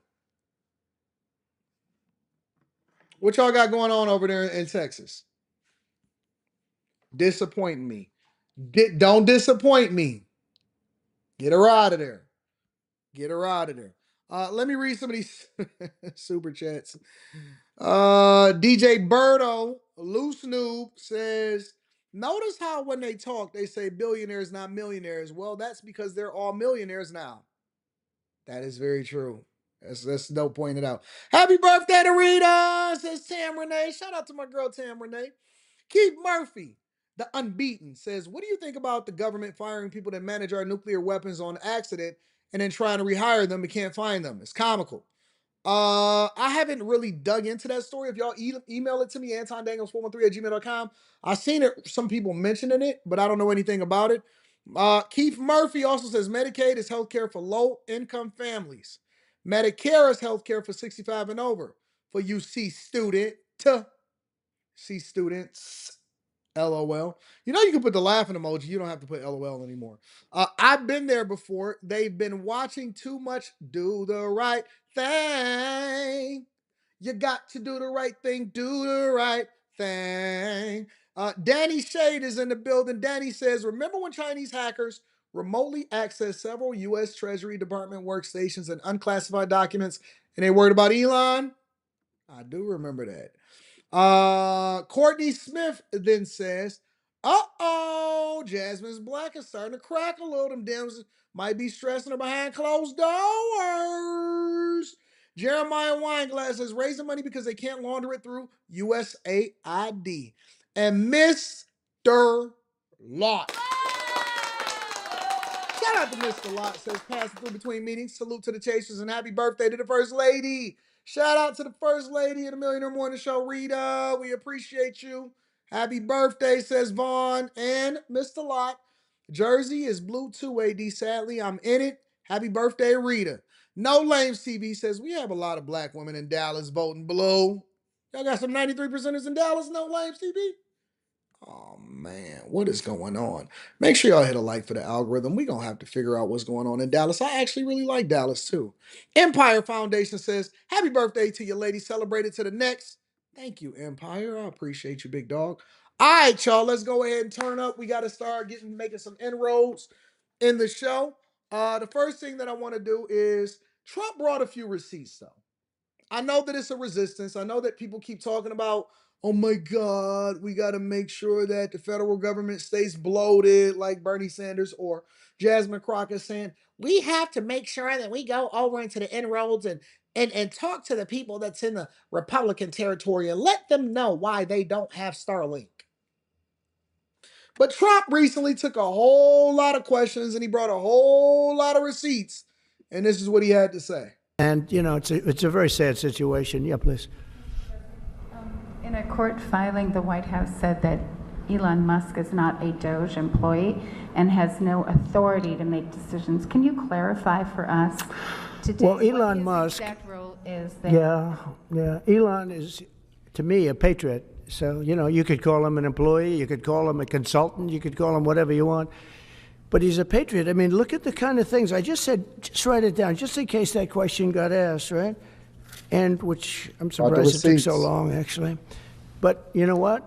Ukraine's a bigger deal because people are dying by the thousands a week, thousands. But look at this, from 90 to 99, Social Security, 6,054,000 people. Well, that's okay. Maybe that's possible. You know, 90 to 99, maybe it's possible. It's a lot of people, though, at that. But people that live to 100 to 109, 4,734,000. Wow, that's a lot. That means. Wait. You telling us out of 350 million people that we got 6 million people that live from 100 to 109 or 199? What did he say? 100 to 100? Let me double check to see what he said. Hold on, give me a second. That's okay. Maybe that's possible. You know, 90 to 99, maybe it's possible. It's a lot of people, though, at that. But people that live to 100 to 109, 4,734,000. Are you telling me? Now, I'm not the sharpest knife in the tool shed, but 6 million people is between 90 and 99. Okay. 4.5 million people is living between 100 and 109 years old.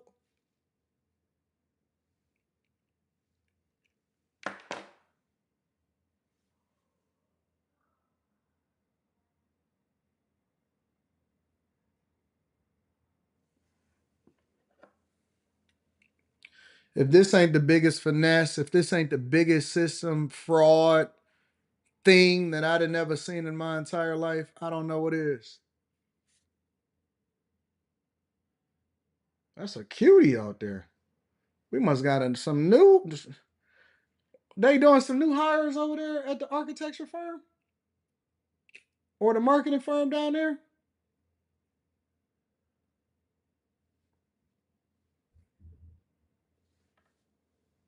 What the heck is going? What's going on over there? That's you got to cover your mouth to make sure that they don't know what you're saying because they be trying to read lips out here. Loose lips sink ships.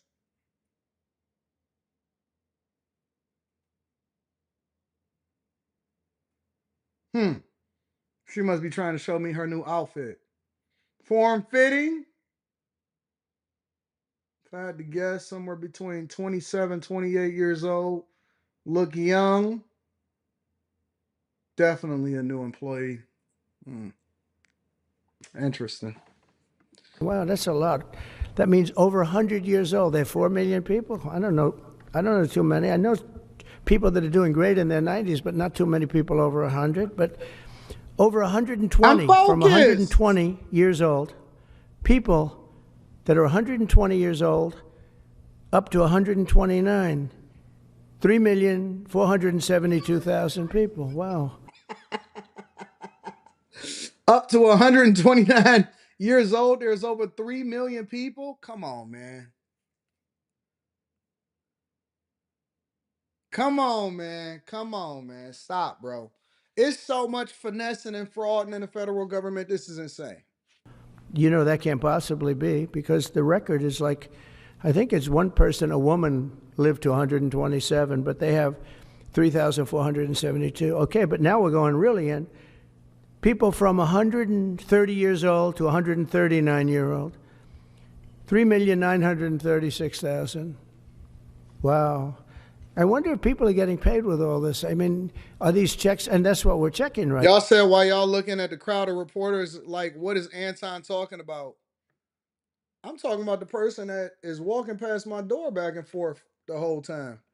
I ain't you thought I was talking about the video. I'm talking about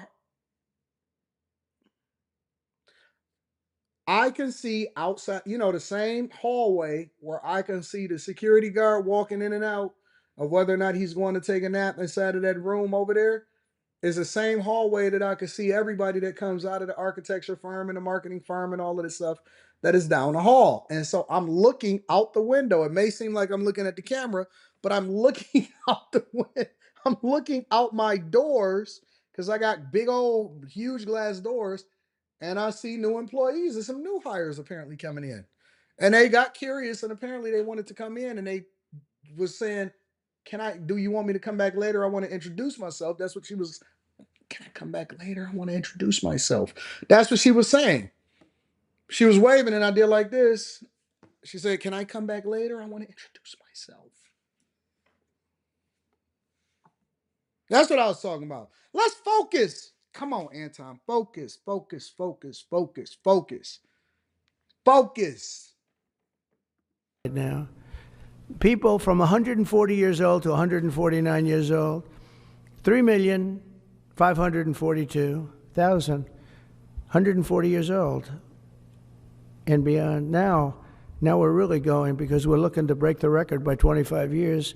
People from 150 years old to 159 years old, 1,345,000. That's crazy. These are by the way, these are in the computer files. This is what they do well. They're super. I asked Elon, who are these Doge people? He said they're super brilliant computer people and they love the country. It's simple. Wait a minute. People from 160 years old to 169 years, 121,000. So 160-year-old people. 170 to 179,000, 6,087. That's crazy. But now, let's go into the real numbers. From 200 to 209 years old, Jesus Christ. 879 people. From 210 years old, I haven't met any of them. And if I did, I would bless them. I would worship the ground they walk on. 210 to 219 years, 866. From 220 years old to 229 This is years so old, bad. 1,039. And then you have two people from 240 years old to 249 years old, one person. And there's one person that's 360 years old. That's just that. And then, where's the money being spent, right? Let's go into that for just a second. $520 million for a consultant on the environment. It's called Environmental, Social, and Governance. Investments in Africa and mobilize private sector resources. $520 million. Somebody got $520 million for an environmental, sounds like an environmental study.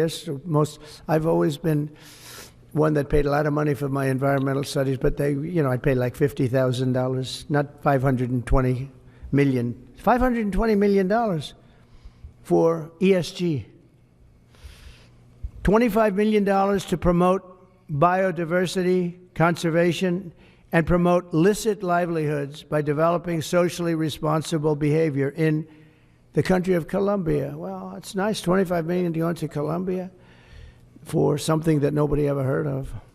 $40 million to improve the social and economic inclusion of sedentary migrants. $40 million. $42 million for Johns Hopkins, great place, to research and drive social and behavior change in Uganda. Yeah, this is bad. This is, it's no way that y'all can sit here and justify that this makes sense. For everybody that is over these programs, for everybody that authorized these programs, honestly, these people need to be brought up on charges and given a felony on their record. Even if they just get probation, they need a felony and they need an ankle monitor. This is incredible. Incredible. But they was trying to find money in order to make sure that they close off our border and put our border agents. What about all of the money that's being stolen? And you know what? You know how they was able to do it? I guarantee you that everybody that got a payment that wasn't supposed to get a payment in the U.S. Treasury, they was like, man, don't nobody audit the U.S. Treasury. Ain't nobody checking the money. Nobody cares, bro. Man, listen, just put something on there. Put environmental studies over in Uganda, bro. Ain't nobody over here in Uganda. Ain't nobody digging up the soil. Ain't nobody doing an environmental study. Ain't nobody doing no lot study, anything like that. Nobody. Nobody. Zero. Zilch. Nada. Nobody is going to check because nobody has checked in the last 100 years what's going on with the U.S. Treasury. And the minute that Elon Musk and his team even came in there, you know what they said? Don't let them check nothing inside. Oh my God. You know why?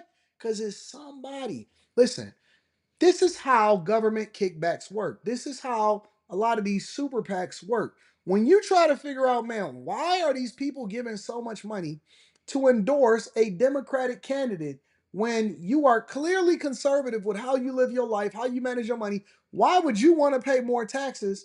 Well, if you're getting $520 million, I give you some money too.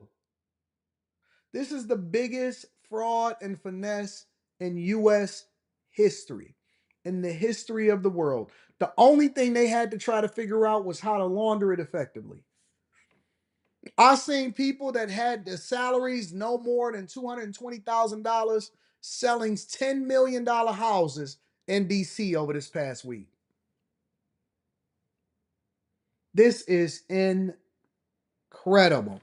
And none of the Democrats are actually coming on these platforms and saying, you know what, this is disrespectful. Why?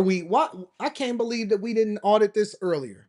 42 million. What about us? What about my dog Slimmy? Social change in our country? $70 million for a center at Purdue to research university-sourced, evidence-based solutions to developmental challenges.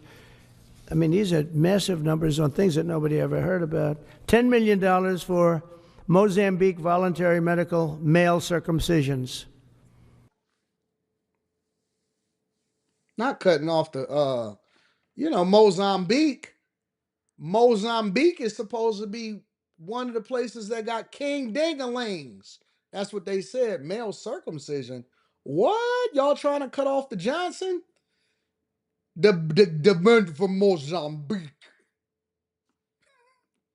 $10 million for circumcisions in another country.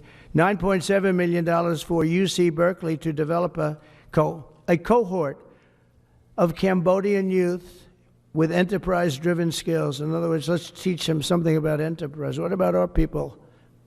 Can't we teach them about enterprise? $2.3 million for strengthening independent voices in Cambodia.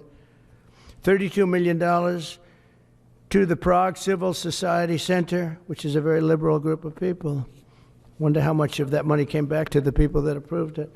$14 million for improving public procurement in Serbia. $486 million to the Consortium for Elections and Political Process Strengthening, including $22 million for inclusive and participatory political process in Moldova, and $21 million for voter turnout in India. Well, why are we giving $21 million to India? They got a lot of money. They're one of the highest taxing countries in the world in terms of us. We can hardly get in there because their tariffs are so high.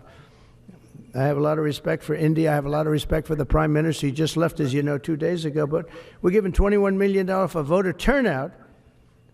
It's voter turnout in India. What about like voter turnout here? Oh, we've done that, I guess. We did $500 million, didn't we? It's called the lockboxes. $20 million for fiscal federalism in Nepal. Listen to these numbers. This is all fraud.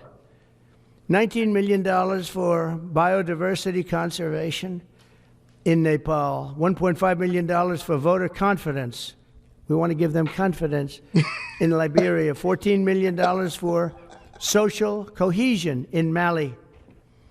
$2.5 million for inclusive democracies in South Africa. Jesus. $47 million for improving learning outcomes in Asia. Asia's doing very well. They're doing a lot better than we do in the schools, aren't they? $2 million to develop sustainable recycling models to increase socioeconomic cohesion among marginalized communities in Kosovo and Eskali, and in Egypt. We're talking about hundreds of billions of dollars. I could, by the way, that's true. I could read this all day long. I could go on all day long, and you'll see hundreds of billions of dollars, and we're doing it. But when I saw the Social Security numbers, I said, wow, that's really something. So we have, let's just go above 100 years old. We have millions and millions of people over 100 years old. Everybody knows that's not so. We have a very corrupt country, and it's a sad thing to say, but we're figuring it out. Now, the good thing about Social Security and what I read is if you take all of those numbers off, because they're obviously fraudulent or incompetent, but if you take all of those millions of people off Social Security, all of a sudden we have a very powerful Social Security. Oh, so wait a minute. He's not getting rid of Social Security. I thought that Bernie Sanders and the people on TikTok told me that Trump was about to get rid of Social Security. So what he did do was he strengthened it, because the first thing that he did is he audited it to make sure that the majority of the people that's receiving payments are actually even still alive. What? So we got more than enough money for Social Security if we just so happen to get the people that's over 200 years old off the payment rolls? No. No way. If we stop studying biodiversity in Uganda, we'll have enough money in order to pay for Medicaid? No way. So Bernie is out here putting out false information. Bernie is out here telling y'all out here false information. He putting out lies. It's fake news. So they creating a resistance based off of something that don't exist. I thought that Bernie actually wanted to do things the right way. Say it ain't so. Say it ain't so that these corrupt Democrats somehow, some way, don't find themselves with their hand in the cookie jar. And all Trump have to do is just continue to do what he's doing and pull in the receipts. And now we're going to get down to the thick of things. Good gosh. No way are we in a space where Social Security is solvent because we don't have a bunch of fake people getting payments and we're not just going to keep getting finessed over the next 45 years. Wow. Interesting. Make sure y'all hit a like for the algorithm, subscribe to the channel, and turn on your notifications. Let me read some of these super chats. Donnie Holmes says, what up, though? I appreciate you, Donnie. Thank you for holding us down. Trey Rose says, we are newborns compared to them. We newborns compared to them. Happy B-Day to Rita. You are a blessed man, AD, with your Proverbs 34 wife. Shout out to Rita. Let me get a round of applause for Rita. Appreciate that. Donnie Holmes says, you are a class act. You always bring the truth every morning. Happy birthday to Rita. Thank you, my friend. Mr. Guap says, salute to Anton and all of the chasers. I'm ghost watching while rapping a 53-foot trailer. Anton, you need to let a chaser be a rap consultant. Holla at me. Happy birthday to Rita. High Tolerance says, sounds like when the company and our union finesse seniority list by keeping a bunch of dead mother effers on when the contract talks rolled around. Yep. Video game controller. Shout out to my dog for the super sticker. I appreciate you. David Deacon Leto says government wasteful splending is now looking like the skimming explanation in the movie Casino. Shout out to you, Anton. I appreciate you, big dog. And my dog, Slimmy, you can catch him tomorrow night on After Hours, says, you better thank a union member. Happy birthday, Mrs. Daniels. What up, though, AD? And shout out to the Chasers. Make sure y'all tap into the Patreon. Link is in the description as well as pinned to the top of the chat. All right, y'all. Thank you, Slimmy. Thank you to everybody that holds us down. Let's continue on with the show. I want to talk about this really quickly. At least 20 immigration judges was fired by the Department of Justice. But before we get into that, we also need to see what's happening on the migrant fronts. Make sure you hit a like for the algorithm, subscribe to the channel, and turn on your notifications as well. Sheriff, thank you for your time. Marty, thanks for having us on this morning. So is this something that your department volunteered or were you asked to do? How did this partnership come about in this ongoing crackdown?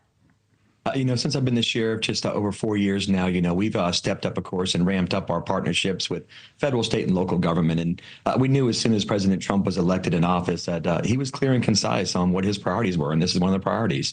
And we made those relationships with our federal partners even stronger. So I have 12 deputy sheriffs here that are currently certified under the 287G EOS program. So we're stepping out and getting in front of this. And matter of fact, I got 2 deputy sheriffs, Deputy Carter and Deputy Armentas, working on Interstate 95 interdiction this morning as we speak right now. Okay, so let's play through a scenario then. If deputies pull over somebody for a traffic violation on one of those highways and they cannot provide valid proof of identification, what then? Yep. So we take them to the St. Johns County Jail. So if they're driving on the Florida State road or highway, that is illegal in the state of Florida, and you have to have a valid driver's license. So those deputy sheriffs will take that individual to jail for not having a valid DL. They're automatically fingerprints are rolled, their photos are taken, and they're also run through the IAQ program, which is Immigration Alien Query. So we find out if they have a detainer. If they have a detainer, we immediately contact our federal partnerships, which are phenomenal here in St. Johns County, and we hold them until CBP or ICE or EOR come and pick them up. And if they Ooh, so this is how it's supposed to work in all of these sanctuary cities like Chicago and New York and Los Angeles and Denver and so on and so forth. So if you are driving without a driver's license, which you're not supposed to be able to obtain. Now, here's my question, because I'm learning more about immigration and illegal migrants more than I ever have before in my entire life. Before, we was just trying to understand where they was getting in and how they was using TikTok in order to give instructions, and whether or not the Biden administration was just completely ruining life here in the United States of America as we know it. Now, we're starting to understand exactly how deep the rabbit hole goes. So we asking the practical questions and the practical information. Here's some of the practical questions and the practical information. How are people able to remain in this country and not completely just get deported when they can't even obtain a driver's license?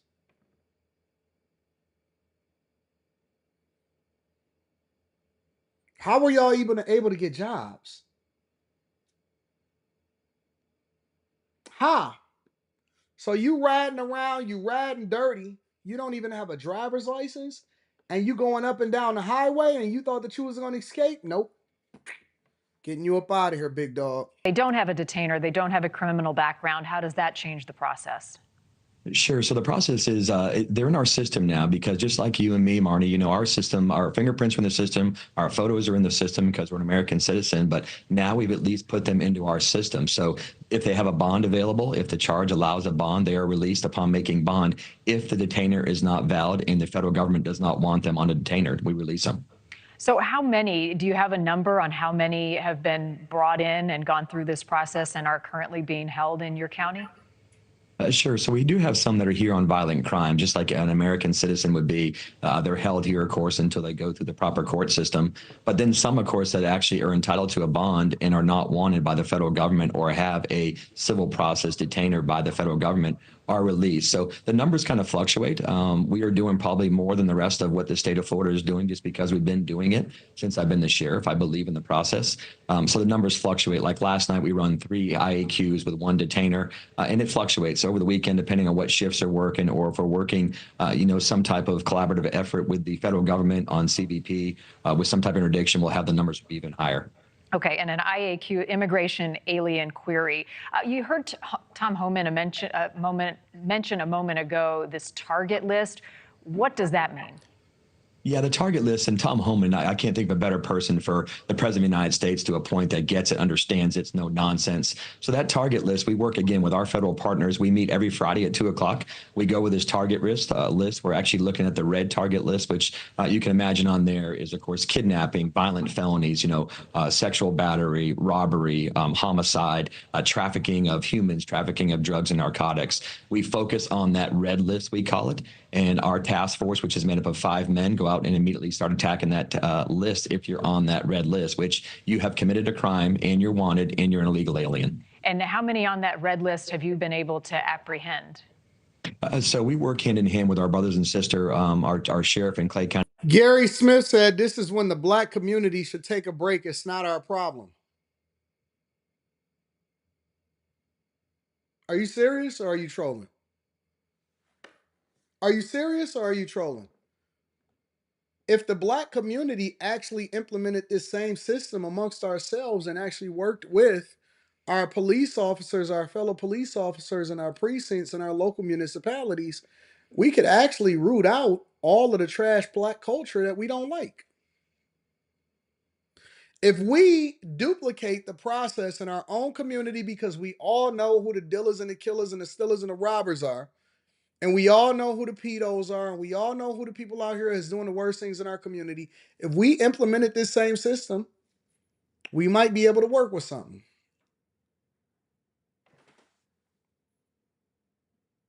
I'm just saying, if we implemented this same system in our own communities, we might be able to work with something. How is this not our problem? You want people illegally walking around in your community where your kids are supposed to be playing on a playground? That's all I'm saying. That's all I'm saying. Let's continue. County, Michelle Cook, TK Waters in Duval County, Jacksonville. So the list is fluctuated based on which county we're concentrating on, but we're working in Northeast Florida together on this, and we are the tip of the spear here. What about collateral captures, Sheriff? I know that's a concern in sanctuary cities and elsewhere. Is that something that you've run into in your county, and how are you handling that? Sure. With the National Crime Information Center and the Florida Crime Information Center, and again, those IAQs and the relationships we share with the federal government, I think that's our key to success. And also to our governor. Our governor, enhanced the laws here in the state of Florida last Thursday. I was at a press conference with Governor DeSantis right after that bill was signed. So I just think we're doing things a little bit different here, and we're not afraid to go above and beyond because our goal is, if you're a criminal and you're in St. Johns County, your journey is going to end here. We will find you. We will catch you. We'll hold you accountable. I got you, Connie. I see you. But here's what's happening over in the immigration judges that are being fired. Check this out. I thought that this was pretty interesting. Meanwhile, part of the sweeping government cuts includes the Justice Department, which just fired 20 immigration judges. This comes as immigration courts deal with a reported backlog of about 4 million cases. I want to bring in CBS News immigration and politics reporter Camila Montoya Galvez. All right. Shout out to Camila, break down Galvez. what is happening. This is some news that's just coming into us and what this means for the recently fired hundreds of Department of Immigration employees. Talk to him, Lauren. Yes, Vlad, to level set, the Department of Homeland Security over the weekend fired more than 400 employees, many of them at non-immigration related agencies such as the cybersecurity branch at DHS and FEMA, which of course, as you know, Vlad, oversees disaster response. But 50 of the cuts affected employees at U.S. Citizenship and Immigration Services. That is the federal agency that administers and oversees the legal immigration system. And these employees, Vlad, adjudicate applications for asylum, U.S. citizenship, green cards, or permanent residency here in the U.S., work permits, and other immigration benefits. Again, legal immigration benefits. Importantly, the two DHS agencies overseeing President Trump's dramatic crackdown on illegal immigration, Customs and Border Protection, and U.S. Immigration and Customs Enforcement, ICE, have been spared so far in these mass firings. We'll see if that changes, but that obviously... Oh, no wonder everybody want to work for these agencies, because those are the ones that we truly need, because those are the ones that's doing the work. So those are the agencies that are spared from the mass firings. We need ICE. We need Department of Homeland Security. We need Border Patrol. We need these agencies that's actually adding value into our lives. So those are the ones that's going to be spared. See, if you're the person that's out here chasing down the people that we need deported, then you're going to have a job. Otherwise... signals that these agencies are really important for the president's immigration plans, mainly that mass deportation operation. Of course, we should know that more than a dozen immigration judges at the Justice Department have also been filed, despite the fact, as you noted, Vlad, that 4 million pending cases right now are being overseen. Is that a tattoo on his head? Why is this? I'm trying to understand how his hair is, but anyways, let's continue. Seen by the immigration court. So these more than a dozen judges have been fired, and there is still a mounting case backlog of millions of people who are waiting to get a decision on their asylum requests or other ways to stop their deportation. And what are we learning about those migrant detentions at Guantanamo Bay? That's another controversial decision made by this administration. That's right. A couple weeks ago, Vlad, as you know, President Trump ordered officials to dramatically expand migrant holding capacity at Guantanamo Bay, the naval base there. And so far, we understand, according to U.S. officials, that the Trump administration has sent a dozen military aircraft to Cuba, to that base, to send 150 migrant detainees, all men from Venezuela. We understand that despite what the administration has been saying about many of these migrant detainees being the worst of the worst and gang members and other serious criminals, that some of the detainees being transferred to Cuba, Vlad, are nonviolent, low-risk detainees. What does that mean? Well, these are migrants who are in the country illegally, Vlad, but they lack any serious criminal record or any at all, and are just waiting deportation to Venezuela, which, as you know, right now is not accepting U.S. deportation. So it remains very much unclear how long these detainees will remain in Cuba. That's interesting. I didn't know that Venezuela was trying to push back. I'll have to do some more research on that. But 20 immigration judges was fired by the Department of Justice. Make sure you hit a like for the algorithm, subscribe to the channel, and turn on your notifications. Let me read a couple of, actually, I want to read this. Gone Postal on Cash App says, happy B-Day to the missus. Thank you, Gone Postal. I appreciate you, big dog. Thank you for continuing to hold me down. Let me get over into this last story. All right. The last thing that I wanted to talk about today is layoffs. But layoffs are not just happening in the federal government from these fraud agencies. Layoffs are also happening in the private sector. I mentioned to you guys yesterday about something that wasn't being covered by the legacy media. United Healthcare was offering buyouts, but the layoffs from the government is still persisting. And so I want to talk about a couple different people that got two different takes about what their reaction is and what their experience is getting laid off of the federal government. The first one is being laid off from the federal government. The second one is getting a buyout offer from United Healthcare. Let's take a look. Hey guys, chat with me while I talk about literally getting laid off from the US government, aka what's supposed to be literally the most stable industry in this country. So for the past month, literally have been in fight or flight every single day, fighting for my goddamn life to just see if I had Watch your mouth, you little hussy. Now you feel compelled to be able to curse, fighting for my GD life. Did you hear what she said in the beginning? I think y'all missed it. What she said in the beginning is the reason that she didn't say the reason that she is, but she said that it's supposed to be one of the most stable. Women often at times look for stability, even in the jobs that they take. They don't want to be able to grind. They don't want disruption. They just want to do what they want to do when they're supposed to do it, and then that's the end of the conversation. Stability was the name of the game. Let me rewind it from you just to let you know how it goes. Industry in this country. So for the past, hey guys, chat with me while I talk about literally getting laid off from the US government, aka what's supposed to be literally the most stable industry in this country. A lot of people go to work for the federal government because they're looking for stability. They're looking for student loan forgiveness. If they can put their 10 years in, they have no problem being able to pass the 2-year probationary period. They think that they can make it work and they have that stability. They can be over in DC. They get easy promotions. It seems as though nobody get bad performance reviews. You can do what you want to do. You can be liberal. You can be all of those things that you want to be, and you can have a stable career. No more. No more. If you have a job, you need to hold on for dear life.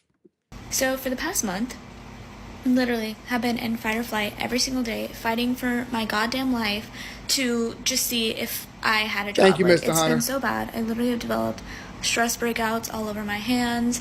My mental health has just been straight up awful, which is why I guess I'm just so calm speaking about this now, because although it is horrible, at least it is finally fucking over. Every day that we have been in our jobs since Trump has been in office, it has literally been impossible to do the day-to-day tasks that our jobs entail us to.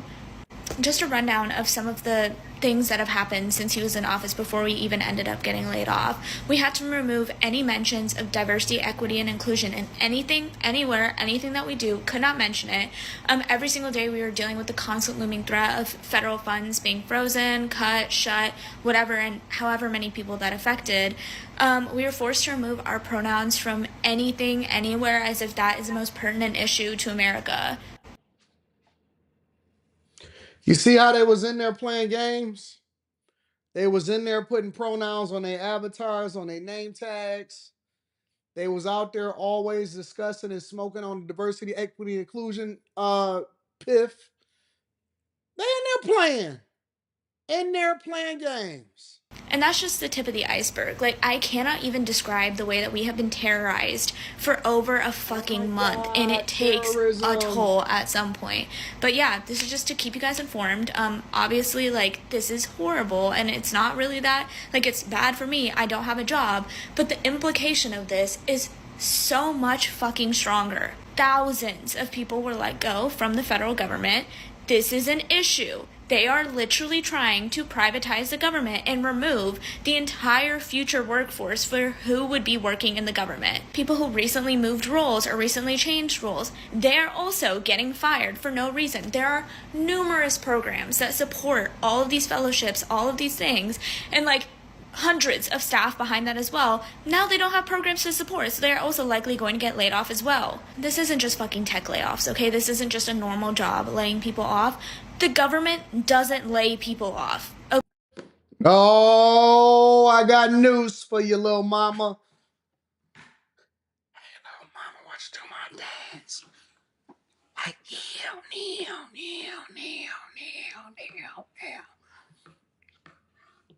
I got news for you, little mama. It's a new day. It's a new sheriff in town. It's a new day. It's a new sheriff in town. You're not just going to be in there rolling around in pronouns and thinking that that's what you're supposed to get paid for. Nope. You actually got to do a job that add money. Shout out to my dog, Class E Beats in the building. You got to do a job that add resources, money, and productivity into the federal government. You're not just going to do what you want to do, little mama. Nah, little mama. And then this is what's happening over at United Healthcare from the workers. So I worked for United Healthcare Don't throw stones. I'm just a little man, hourly employee, been there a little over 2 years, and it's a... You see what happens when y'all work from home? And I'm not saying that this person works from home, but this looks like a person that works from home. This is what happens when you work from home. Your wardrobe expires. Honestly, and I'm just being real with you guys. And this is one of the reasons why I keep telling y'all to get up, put some creases inside of your shirt. Make sure that you got on a white shirt, not cream because it's dirty. It's supposed to be white, but it's really cream. You start to look frumpy. You look frumpy. You don't really put yourself together anymore. You don't care about what you look like. You don't care about how you come out the house. None of that stuff. You're just frumpy. Y'all been working from home for so long. You forgot yourself. You lost yourself. Get you a membership. Don't go to Planet Fitness where they got donuts and bagels and pizza and Tootsie Rolls on Fridays to basically undo everything that you did the whole week. Every single person that I see get on here from these work from home jobs be like, you know why? They shirt be tattered, they hair, they glasses be crooked. You know, they're giving us government buyouts. I gotta take care of yourself. Let's continue. Wonderful place to work. For me, it has been. Really good PTO, holidays, flex time, personal holidays, good pay. And my department, which is in claims in the Medicare division, and several other departments had the meeting yesterday to let us know that Monday they're opening a portal for you to apply for the voluntary resignation severance package or whatever. Hey, look at her hands. Her hands is pure white. Her face is beige, but her hands is pure white. Pure white, not off white, not Virgil Abloh. Pure white. You guys are literally expiring at home. It's like that movie Wall-E. Have you ever seen that movie Wall-E where everybody just sitting up? You're expiring at home. You guys got wrinkles. You have no tans. You have no color to yourself. You guys have literally fallen off the wagon. Get out the house. And as Molly says, touch grass. Go touch grass. You guys look like you got on fat suits. Oh, man, look at my camera. Come on, camera. There we go. All right. Let's hear her talk about the portal. I want to hear the whole story. And I mean, it shook everyone. Like, we don't know what to do. I don't know what to do. Because if you don't take this severance, chances are you're going to get laid off with nothing. I mean, a lot of people are trying to say, oh, I think it'll be fine. I'm not going to lose my job. I'm not going to get the severance. I'll be fine. But I've heard they're going to be laying off 30 to 35,000 employees. And I've also heard that due to restrictions and regulations, they're going to be outsourcing these jobs over to India, which I hope is not true, because, man, that pisses me off. I don't know. It's really stressful. I need this job. I know everybody needs their job, but, like, my husband is on disability. You know, he gets a small check, and basically, I take care of my family financially, so it is so hard to find a lot job. of times, I know people that's on disability that are able-bodied. They just don't want to go back to work, and so they found a reason in order to get a disability check. Now they live off of their baby mamas, sugar mamas, no more. Time to get that husband to get and see he getting a little small check. That ain't even nothing to still be on disability about. Get out there and hustle, big dog. Get out there and hustle. Hustle. Get on a 1099 so that you don't affect your disability and have them pay you in your company name. Hustle. Time to get off the tit. Time to get off the tit. Get out there and hustle. Hey, y'all out here taking care of y'all man like that? That's how y'all doing it? like this. It is a remote Hey, position. well, I know that too. And I love it. I love working there, and it sucks. I thought I was going to be there for a long time. So whatever's happened to make them have to lay off thousands of good employees, I don't know. Does anyone out there know anything? Do you have any advice? What do I do? I feel like I should take the severance and find another job. I've also applied for different positions in the company. No, just go ahead and just look for the sucks. other jobs outside of it. I wish I knew that my job would be safe if I didn't take the severance, but I don't know that. I may end up in like a worse position. I don't know. Just let me know if you've been through this, if you have any information, if you know anything. I mean, you probably don't know anything more than I know, but I really feel like our supervisors and managers didn't know either. I mean, they said they didn't know, and the lady who gave us the meeting was a bit of a higher up. It was a muted Teams meeting. She read a short script, less than 10 minutes, and that was it. Listen, this is what y'all got to do. This is ultimately what you got to do, baby girl. Honestly, and this is just real talk. I ain't trying to finesse you and none of that. I know we joke and all of that stuff, but this is what you got to do. It's time to get back on a horse. It really is. It's time to get back on a horse. You can't keep depending on these companies to save you. Look to take the severance. I would already be looking for a new job. Y'all should all. Why are y'all waiting for the company to lay y'all off before y'all start looking for a new job? I would already have something in the wings so that when I take my severance, I'm getting paid from that and I'm getting that new check. Y'all should honestly, well, I guess you can't tell this to women because women that take care of their man on disability, that's a whole nother conversation. But for the rest of y'all that is possibly facing layoffs, I would really consider this if you can find another job. If not, then you're gonna have to risk it with staying with the company and possibly getting laid off and getting zero severance at all. But I would be trying to get a new job. It's more difficult when you become the only person that brings in income and you got a baby daddy that's laid up with you that's getting disability checks because his pinky hurt.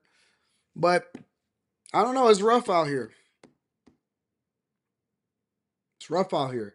I would have been on the horn. I would have been trying to get it. I would have been focused. And you just got to understand that it's a hard game out here in these streets. I told y'all yesterday that United Healthcare was already in the process of looking to get rid of people voluntarily and laying people off. But now you got to start making the adjustment. And I would already beat you to the punch. I'm proactive.